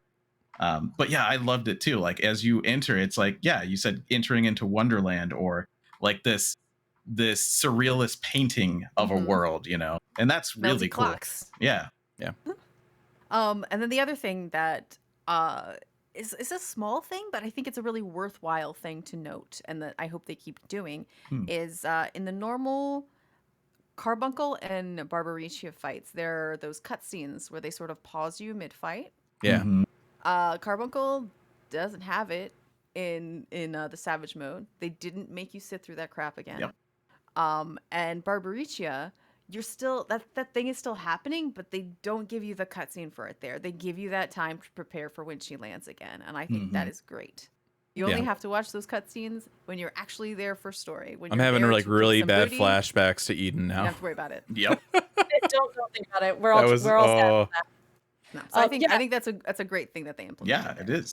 Great details. The only other thing that I can think of with presentation that was on my mind was the fact that they also added in some of those extra touches they didn't have to add.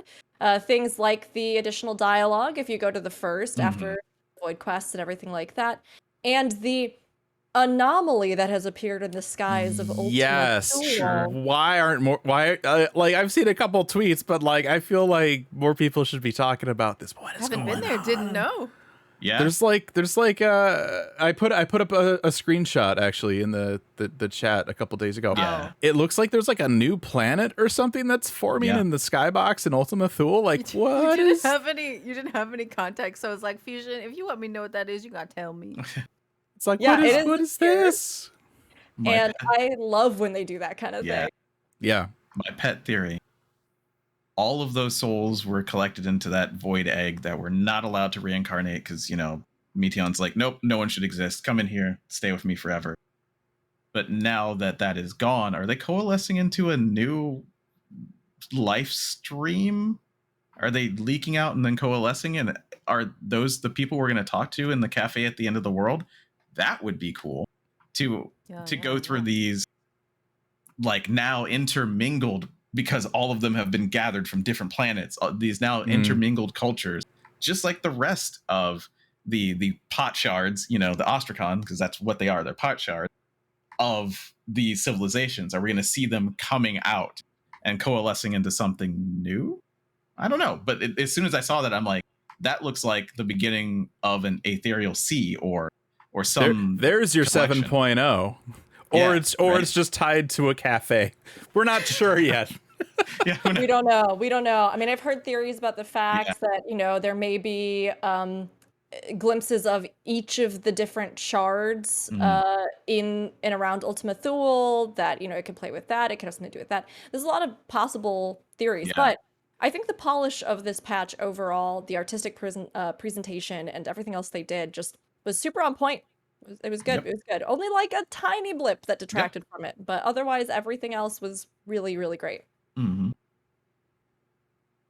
So then we get to scores. All right. 9. So yeah, I was about to say 9. 9. Yeah. 9. Yeah, 9. that one was easy. Yeah. So then let's wrap this up with the miscellaneous stuff. The Tataru quest had a new couple of little chain to it. I thought it was fun. Yeah. Brought back some familiar faces. The adventure plates were like, hey, adventure plates. I played around with them a little bit before this podcast because I remembered, oh hey, that was a thing. A lot of the issues I had with them while they were in beta are still there. So okay. Issues with like when you mirror stuff, things still get covered up, things overlap and layer oddly. So like they added a few different like graphical elements to choose from, but I don't know what else they really added because all the issues I had with it are still present. I truly yeah. appreciate the ultimate plates, like, and backgrounds, and I love that. Yes. That's make people want to do it more, and that is a great way because of individualization, because of expressing yourself. Advertise that as a thing more. Like It's so great, so good. Yeah, I included personally the range of gear sets and furnishings in this patch. Makes And sense. even if the gear sets and things weren't everybody's like cup of tea as far as the actual style goes, I thought we had amazing, really good gear sets this time around. The range of different kind of appearances, the new dungeon set is fantastic. All the gear that comes from, and like just the special cosmetic fun stuff that comes from an island sanctuary. All of those sorts of things I thought were really great. I liked the new furnishings that they added, and it gives you more options. It was nice to have something where I was going, oh, hey, wait, we've got new crafted, and we've got the new tombstone, and the raid gear. Oh, and the dungeon has a whole new original set. Nothing was just rehashed. Nothing was just, it was all new stuff, and each one had its own really distinctive theme, which I liked very much. I thought that was really great. I was really disappointed by the dungeon gear. I know a lot of people really like it, but it is 100% not my aesthetic. I feel like they ripped up some trash bags and threw it over your shoulders for aiming. I don't like it at all. Wow. I do agree. The aiming gear is kind of weird. Like, why is it full length? I like a lot of the other sets, but yes, no, Zed, I do agree. Yep. There were a couple sets within it that I was kind of like, this doesn't feel like it hits the mark for the style of gear that this represents in the dungeon gear. Yeah, the Yoshida was like, caster set. stop complaining about aiming gear, or I'm gonna give you crap like this forever. I'm sorry. Caster I set mean, turns you I'm into a upset mummy. about the range dresses too. Like that's not my thing, but that's fine. It's not even Yeah. a dress; it's a bag. I hate it. The furniture, though. It's like you were there was going some out on really Halloween, but it interesting- was raining, so you're just. I guess I'll just put a trash bag over me. There were some really interesting pieces. I don't know about you guys, but I have created a prison in my house before, and it's very difficult. Now there's just a prison wall. That's cool. Let's see. Now I you can just make the love- basement of your dreams. I love that sentence out of context. I don't know about all of you guys, but I have made a dungeon in my basement before, so I As I hadn't really considered mentioned, that option. I think I need Void- a house now. Void Scent Hunter, where you Mhm. put the Void Scent in the prison. Yeah, It's not weird Makes this sense. time. Promise. no, not weird. Check it's it like out. the coolest Ghostbusters, thing. right? The coolest thing that I think they added this time was the wind door, which is a door you can put anywhere. But where does They've it needed that. lead? Yes, but honestly, like fake door, cool, great, awesome. It was overdue, I think. Yeah. I mean, that could give you the perception of, hey, it continues outside of the space too. If you put it on an external wall, Yeah. we're like, and it's really cool to give you that option for expression. Oh, also, well, we got an updated map, which is really super great. Very excited about that. Right. And we got steps and lofts made of stone, Mm. which is great for especially like Ishgardian houses and Hingashi houses too, because they have a lot of stone. Some people do really stuff. crazy stuff with lofts too, so like that's nice to see. Very cool. Yeah. Misk There's a bunch for of other me. stuff, but Oh, you go ahead. oh no, I meant as far as furnishings. I'm not gonna go over every furnishing. Misk for me is where I put job balance because it's not gameplay. It's the results of gameplay, I think, and what colors your perception of gameplay, but I don't think it's gameplay. Honestly, the top end does not matter in your gameplay. So that's why I couldn't put it anywhere else. But balance is in a weird place, and it's still early right now, and we shouldn't even know anything about this. We just feel, Stone Sky Sea. I actually did do all of the Stone Sky Seas anyway, but it is feeling a little strange right now to be a ranged DPS or a caster. That's a vast understatement. I haven't is it touched not, Machinist though? yet, and I'm a little scared. It's doing okay, but the whole category are kind of second class citizens in a way that hasn't been true in a little while. And it's due to a lot of factors. Simplification, like there's a lot of simplification going on, and Melee, because it was more complicated, benefited from it more. There are less bosses that you have to worry about positionals on, which makes sense because they're crazy. Like, okay, it's a big tree. What are you going to do? Right? What are you even going to do there? But there's also more and more uptime, which makes it easier and easier and results in higher baselines and lower ones for the other jobs. And it is starting to feel like it's starting to come up in the community as more and more people feel that way, not just people who are on the cutting edge. And, it's starting some conversations that I've seen, and it's really the ideas of all of these different types of ways of taxing the output from your job. Like I said before, simplicity. Should more simple jobs do less damage? I tend to agree with that. It seems like the dev team does. Should jobs with more utility do less damage? Yeah, I also agree with that. Seems like the dev team does.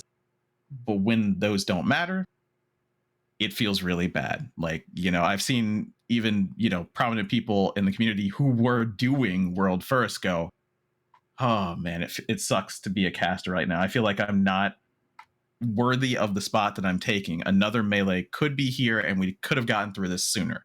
Did the The crit Yeah. changes also make a big difference. Yes, every job other than caster, and I think one caster and most of the ranged DPS. I mean, machinist benefited from it. Dancer will, bard will because they have crit direct hit buffs, but no caster has any auto crit or any crit buff that they can give to anyone or move around, and that seems to be shaking out a little bit into the feeling that we feel. I'm glad I'm wearing these sunglasses. You can't see my shifty eyes. I forgot to take them off when we stopped talking about Alien I was Sanctuary, thinking honestly. about mentioning Yeah. it, but Yeah, Yeah. I honestly Well- forgot. Yeah. Well, Go ahead. Chat brought up a good point earlier, Mhm. which was that, and chat, if you have more details, please feel free to toss Sure. them out there while I talk about this in a moment. Because I had not heard this, but I believe it, especially given the context of what Aldino has seen and read and has been talking about. So apparently one of the world first prog groups, it sounds like they had casters in their comp. Was it two? The two casters or two range like you Mhm. normally might have, that kind of like ranged referring to just like in general how you Yeah, might in general. generally structure a party, not specifically ranged DPS. Mhm. But and they were like just hitting their head against the wall Yep. for hours and hours of Hours. prog and could not make a check, could not make a check, could not make a check. And then they swapped the comp and they swapped in, I would assume, to melee or something, Yeah. something that would be the equivalent there. Yeah. And were able to clear it within like the next couple tries. Yep. So I think that does very clearly illustrate that even if you have top tier players with, the absolute best gear that they can at release and everything else, and people analyzing and all this kind of stuff, that there is a damage discrepancy, and that whatever those other things are bringing to the table, they are not bringing to the table in such a way that it aids a clear Yes. in Yeah. that kind of sense where it would make the difference. Oh, I see. Yeah. Okay, so they had a red mage. Yeah. Oh, they had a Red red mage mage, and then they Is had a absolute warrior. suffering. And so they swapped Red Mage for Monk, and then they swapped Warrior for Dark Knight. Okay, cool. And Yeah. then that made up the damage difference. Yeah. And it was mostly on the red mage side, as someone has to feel like the worst DPS, because obviously we can't know these numbers. I'm going to keep doing this bit every single time I talk about this. There's no way to know that. However, it really feels like it's the worst on every single fight in the game right now. Really feels that way. And is that because of resing and utility? Probably. But when prog comes down to it, at some point you stop making mistakes, and that's when you need to pull the damage out. And if you're incapable of doing that, and there's no tools to figure out why you're not getting through, because obviously there are no tools to figure it out, you get stuck forever. And that sucks. That is the worst feeling, is being anything, healer, tank, DPS, doesn't matter. Things without the Trinity, where you go, I like this job, I do it well to a pretty high level, but if you switched my job and I did it worse, we would still be better. If I switched my job and we didn't need raises right now, if I switched to something else, there's nothing to switch to. But if I did, if somehow I could switch to even Reaper, which is feeling like the lower of the melee, the difference would be intense. And I would be worse at it, and I would still be doing better output. And that's where you get into that feels horrible. What That is does not feel good to play. balance? Yeah. And It's a card. And I always say this because it's important to be cognizant that in World of Warcraft, another MMO, I don't know if you've heard of it, the difference between the top two DPS, like number 1 and number 2, is bigger than the entire difference that we have. It feels like, right? And it's insane. Like, that difference is crazy. By the time you get to the top to the bottom of WoW, if someone in 14, if one job in 14 was that low, everyone would feel it and no one would ever even touch it. So our balance is better. I'm gonna say that it's much closer. But Oh, well, that's good to know. Yeah, it still doesn't feel great. Yeah. Right. If you're in one of those jobs. So that's why my score for this is a bit lower, because I do count this as miscellaneous, because it shouldn't matter to most players. It does matter to some, though. Yeah. But you know what you can do? Mm-hmm. You can turn to your friend and you could say, fix my heart and also my gear while you're at it. Yeah, Yes! you can do that. Yes, the repair. I think that's a great thing. Makes me happy. Yeah. Love it. It's really good. The next thing I want along those lines is being able to change your job in dungeons and other various content. Those are like the two things from 1.0 that were so convenient. Would it make sense? Probably not. Yeah, I don't know about that one. I would love like maybe just one switch, because sometimes when I get into it like a dungeon or 24-man with another dancer, I'm like, oh, I wish I'd queued as anything else. Yeah. Maybe under certain conditions, or if you're like a fully pre-made party, or I don't know. Yeah. Outside of combat, fully pre-made party. Yeah, makes sense. Yeah. Yeah. Definitely been having friends just fix my gear because they can. Because Yeah, it's liberating. It's fun. I also put the PvP Dragon Mount in this, and I guess we could say the new rewards track as a whole for PvP. Personally, you all know how I feel about this. I love it. It's a dragon mount, and there's a new dragon thing. 10 out of 10, whatever the category is. Dragons. Best game ever made. But no, I actually think the new dragon mount is great. It looks fantastic, and it has some really sweet lore, like really cute lore that's tied to it about like who the dragon is and like why they've chosen to follow you, which is really cool. Raid mount. Raid mount is so good. Yeah. very cool. It's the best. It's the best raid mount I think we've It's very ever cool. gotten. Yeah. Oh my goodness. Very cool. For those who don't know, I guess if you don't want to know, just don't listen for the next second. Yes. But Spoilers for that. The raid mount is La Habrea's fire creatures, the summons. And when you are on the ground, it is the fire dragon. And I believe when you are in the air, it is the fire phoenix, which is it like transforms and morphs. That's super cool. It's so awesome. I need it. I absolutely need it. Oh, it's so good. That's cool. Island Sanctuary mount, also very good. Again, if you don't want to hear this earmuffs, right? It's like a motorcycle. Yeah. It's like a weird motorcycle. It's like if you think of like I'm trying to like not quite steampunky, but like diesel punk. Like an kind of old timey, like maybe something Indiana Jones would ride or something, but like with a little bit of fantasy flair. Punk. Yeah, only needs 24,000 blues. Yeah, but I'm gonna do it. That's the next thing I'm buying. Like as soon as I saw that, I was like, yes. It is really cool. Like we're getting some great mounts right now, which is awesome. Yeah. Did you get your booty shorts? I did not get my booty. Well, I don't actually, have mine yet. I'm I close. did. Once you hit a certain point, you finish like the proper like the quest line, and you'll get gifted the set that had the flower the set that had the hat hanging on the back. You get that gifted to you in full. So and I think it does include a long pants and a shorts option.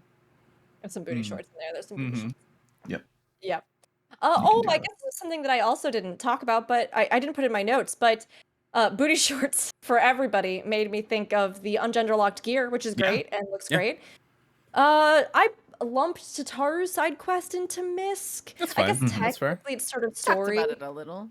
Yeah, we talked about it a little bit. I thought it was fine. It was fun to see a return to the Sky Pirates and those characters. Other than that, there wasn't much to remark on about it. Yeah, but it was fine. It was fine. I like the starting quest for Island Sanctuary. You just walk up and she's like, "Hey, I thought you might like this island." Thank you, I guess. The story behind that is so good. It's I think I would classify Tataru as like a chaotic good version of Rowena. Where it's like, hey, thanks for saving the star. That's really cool. I got you a private island. And, if you want, you could set up a whole industry on it to make me some profits. I'll give you some mounts and stuff. She deserves it. She does. Yeah, I think last week we came to the conclusion that she's chaotic good and Rowena's chaotic evil, which I still just love. Yeah, it's true. Yes, I think that was fun. That was charming. I also just kind of liked the idea. Like, what do you give a hero that has saved the world, like, so many times at this point, who theoretically has nations and wealth at their disposal that... Commercial responsibility. Well, but the commercial responsibility Teach them how to trade in the stock market. I thought it was a sweet idea to be like, maybe you just want some time for you. Maybe you want to go to a place where people don't know who you are and there's nobody there and like you don't have people asking you to go fetch some nonsense or save their city. No, but then you get sassy mammoths. But you can think about it in character too. in that Yeah. your progress in the island sanctuary is how much your warrior of light really like wanted to interact with that sort of stuff. Like me personally, I don't want to. Character wise, probably would get the cabin and be like, that's it. I don't care about anything else. Like, I'm not, if you want to gather, you can. That's fine. This is where I go to just screw off, not have to listen to anybody. There were a couple of times I was playing the MSQ where they're like, would you like to come along this adventure? I'm like, no, I'm retired now. I got an island. No, I'm done. I got the Cheers theme stuck in my head. Oh, no. You want to go where nobody knows your name. If they add a my tiki God. bar, Sorry. I am going to the island sanctuary and I'm going to rank Tenet 100%. If they add like a tiki bar or a bar in any way, shape, or form that you can add, that's when you get my Warrior of Light interested in owning his own They have area. got to have that Right. as Like, one of the come things on. you can build at some point. I mean, come on. Low Put hanging it on the fruit. forums. Put it on the forums. Put it on the right forums. now. I mean, Stop we doing the podcast. Go to the forums. We talked a while ago about them. I mean, and I've brought it up since, them adding more little mini games that you could play with each other just for fun. Like we have in free company houses, you know, the gold saucer things. We have that little mini bar game that you can get with the dwarves. Oh, you got the toy box too, with all the weird little quirky seasonal event games that they've added. But I think that Island Sanctuary, especially because friends can visit you, would be a great opportunity to have something like a bar and just have that dwarven drinking mini game built into it. And then you and your friends, while you queue for stuff, you could just click on it. You know, you could just like play the silly little game, or you could have the little area. You know, I just think that would be adorable. I would love it if they add some interactables to some of these buildings. Like you have the bathhouse. How cute would it be if you could go like click on one of the stools and then your character would sit down and like pour water over their head or something. Yeah. I just think like as it is, the buildings themselves and getting more variety will just be great. Roleplay exists. We can always roleplay it. Yeah. But having some kind of little interactive facets on the island that gives people a reason to kind of congregate there and have fun. FCs are also for that. I think they should also get stuff that does that. But I like the idea of, especially because you can queue in on the island, having those sorts of little things that you can do. It's important, I think, to as we get further along in the system, to have things that will help differentiate it from other people's islands, because like it's for like roleplay, like it's cool, like we could go to somebody's island and hang out, but like at the end of the day, like if it just looks like my island, like okay, great, I could go and look at my island where like the tree house is over there instead of over there. Cool. I guess like it's Did just you know the mammoths like use your little points of interest? So like They mammoths do. will jump in the bath and stuff. It's cute. And I refer again, get out. This is not your island, mammoths. This is my island. I don't want to see you having fun. No, there was one time where I upgraded my little like HQ, and they finally put like a partition by the bed, and like finally I got a wall for my bedroom. I don't think any other person is gonna have I think the mammoths are cute. I think they're cute, but I wish there was an option to toggle them off, because if I do invite people over for roleplay and we're trying to use the bathhouse, I don't want this construction hat mammoth sitting there buck nude just like using my bath that I'm trying to have maybe a romantic, sexy bath in. Do I want to look at the construction hat mammoth? How sexy do you want your bath time? I mean, you'd be like, well, you never seen a naked mammoth before? He's like pouring water, it drips down his mammoth body. Look, I'm just saying, I already live in a city apartment with 2 cats. There is zero privacy here from cat eyes. I don't need mammoth eyes on me at all times. Mammoth just poking its head up on the side of the tub. That's all I'm saying. That's all I'm saying. You need me to feed some animals? Warrior bot. I want the option to tell the mammoths to get out or go to their part of the island, or whatever. I'm seeing a cool feature to reskin the mammoths into other things. Like, what if it was a Namazu? Would that feel better? No, probably not. I just wanted to bring that up so you would think about it. Worse. Okay, it'd be cute though. I don't hate the idea of having that as an option. I mean, Until they're watching you in the bath. Okay, well, that's a different situation. You know, maybe I do want the Namazu skin on for a comedic bath moment. You know, Right, like sure. that would be funny, and then it'd be good. But again, yes, I And just then like it's dinner. Yeah. I mean, as it is, you're basically already trying to keep those boys from frying. Look, if this game really wanted me to realize my vision, they'd let me turn them into frogs and brooms so I could live out my Matoya fantasy. What are we doing? That would be cute. Oh, like little Piroko. Yeah. You could just put the minions. Yeah, you could. everywhere. Yeah. I actually have the broom minion on the beach because I think it's funny to think of the broom trying to sweep the sand up and never being able to do it. that's terrible. That sounds like purgatory or like hell for a broom. When brooms die. It makes me laugh every time I go on the island. I'm just a very weird, particular person. Again, I don't think nearly any other human's gonna have these specific issues that I have. I have put some of the minions out, like the Namazu, because at first I thought, how cute would it be to have a Namazu beach party? So I put all the Namazu out on the beach. But the problem is that I don't know if it's the actual minions. I'm guessing it's the actual minions, or if it's something that is like scaling specific to Island Sanctuary. But sometimes it feels like the minions are too small. I think Does that make sense? they're just small They seem in really small. general, though. I don't know. I mean, not all of them. It doesn't hit me the same way with all of them. Is it Some just of them, weird? They look fine. Is it weird seeing them like next to the mammoths? Maybe, I don't know. But the Namazu in particular, I put them all out on the beach, and then I went down there and I was like, why are you all so small? And then I just felt like there was like way too much beach space for my tiny Namazu. And it was fine because I ended up finding some other minions that I liked even better out there. But I've had that problem a few times with minions in certain locations because I put them out. And I think what I'm hoping for is that they like are a Namazu that is there, right? Yeah. Kind of like how we have the little housing vendor skin creatures and stuff like that. Right.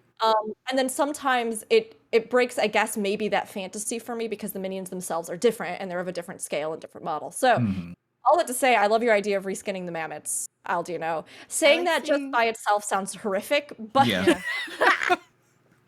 I like seeing what all the little dudes say, all your little minions say. Yeah. That's been really fun. Yeah. I put out. The ugly duckling says inner beauty. It's so cute.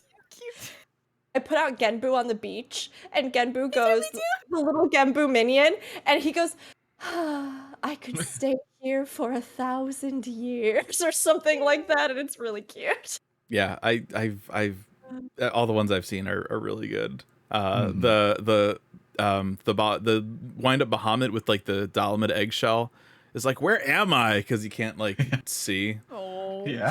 But yeah, it's been really fun watching all the bubble text. Like, shout out to Loke and the writers who had to be like, all right, so we got this patch coming out. We need like, I don't know, I forget. I looked it up. There's like 400 something minions in the game. We need 400 new text lines. That was And someone's afternoon. Yeah, they already have descriptions and their little bubble text in the menu, and then this bubble text is slightly different than that bubble text. You know what I mean? Right. Yeah. I think which one did I put out? I put the Allegan melon in my my croplands. It says like roly poly or something. It's just like it's so funny. Yeah. This is something that, again, I don't think any other person is going to want, but I can't stop thinking about. In the pasture, I would love it if you could tag a minion, because right now it's set to like pasture 1, 2, or 3, right?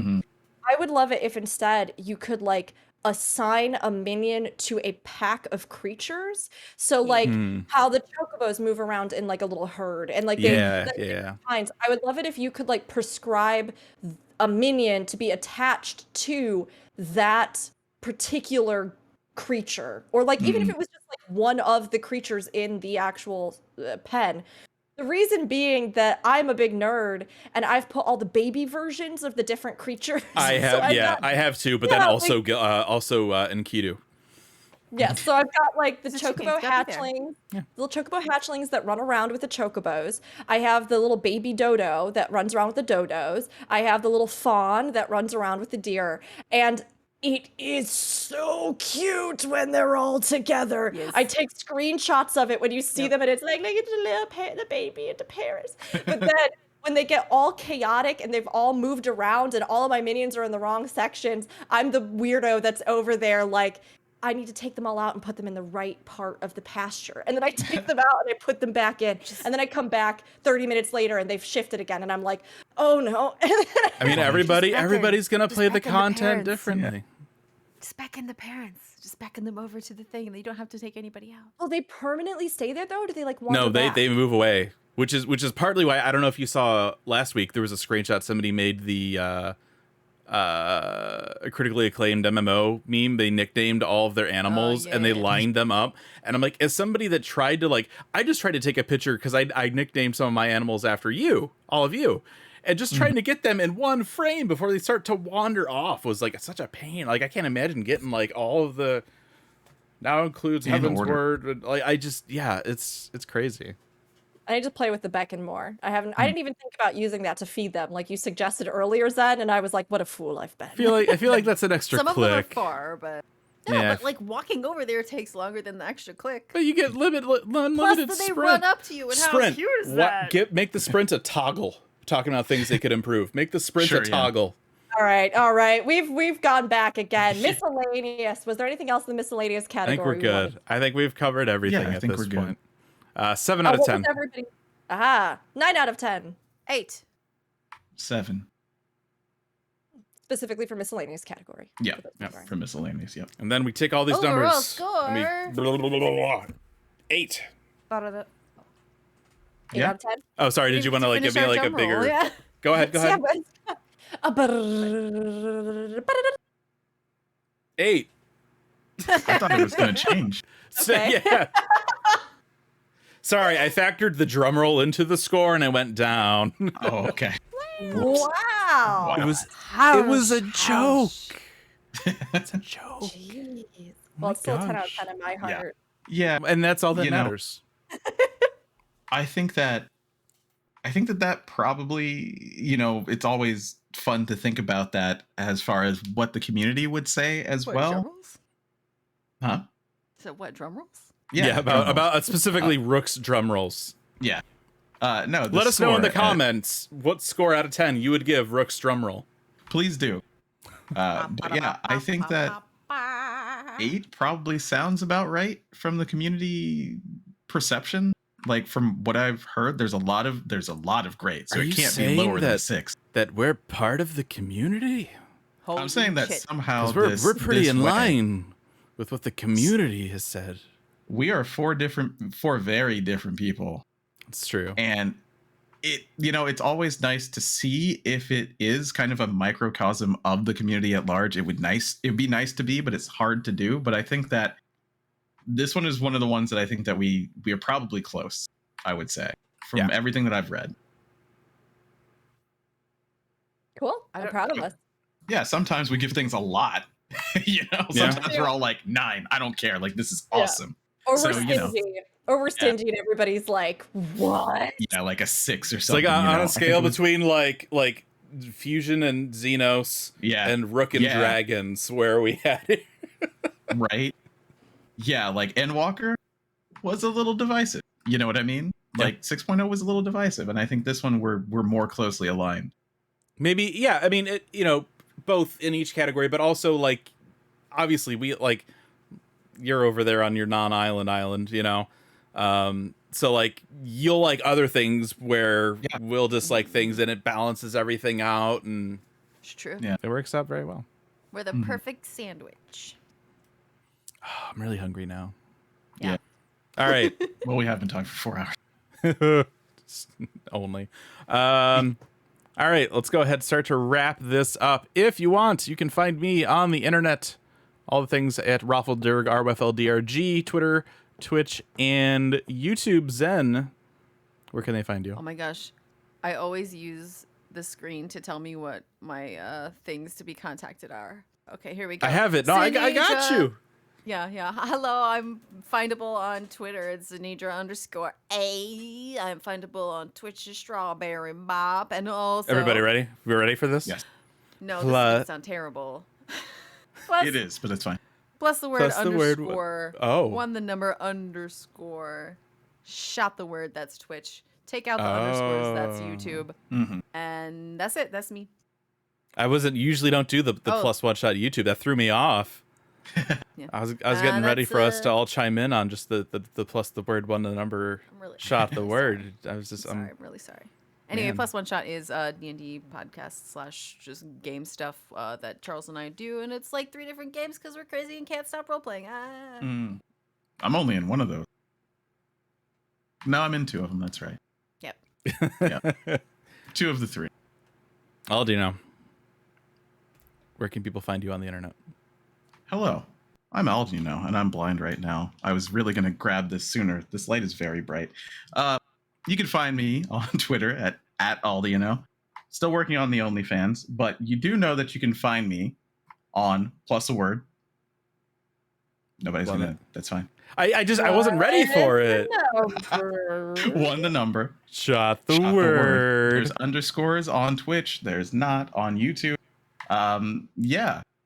I think that is honestly it. And we keep talking about our D&D game that we're going to do here. Now that this review is done. We're so serious. We're going to do it. Yeah.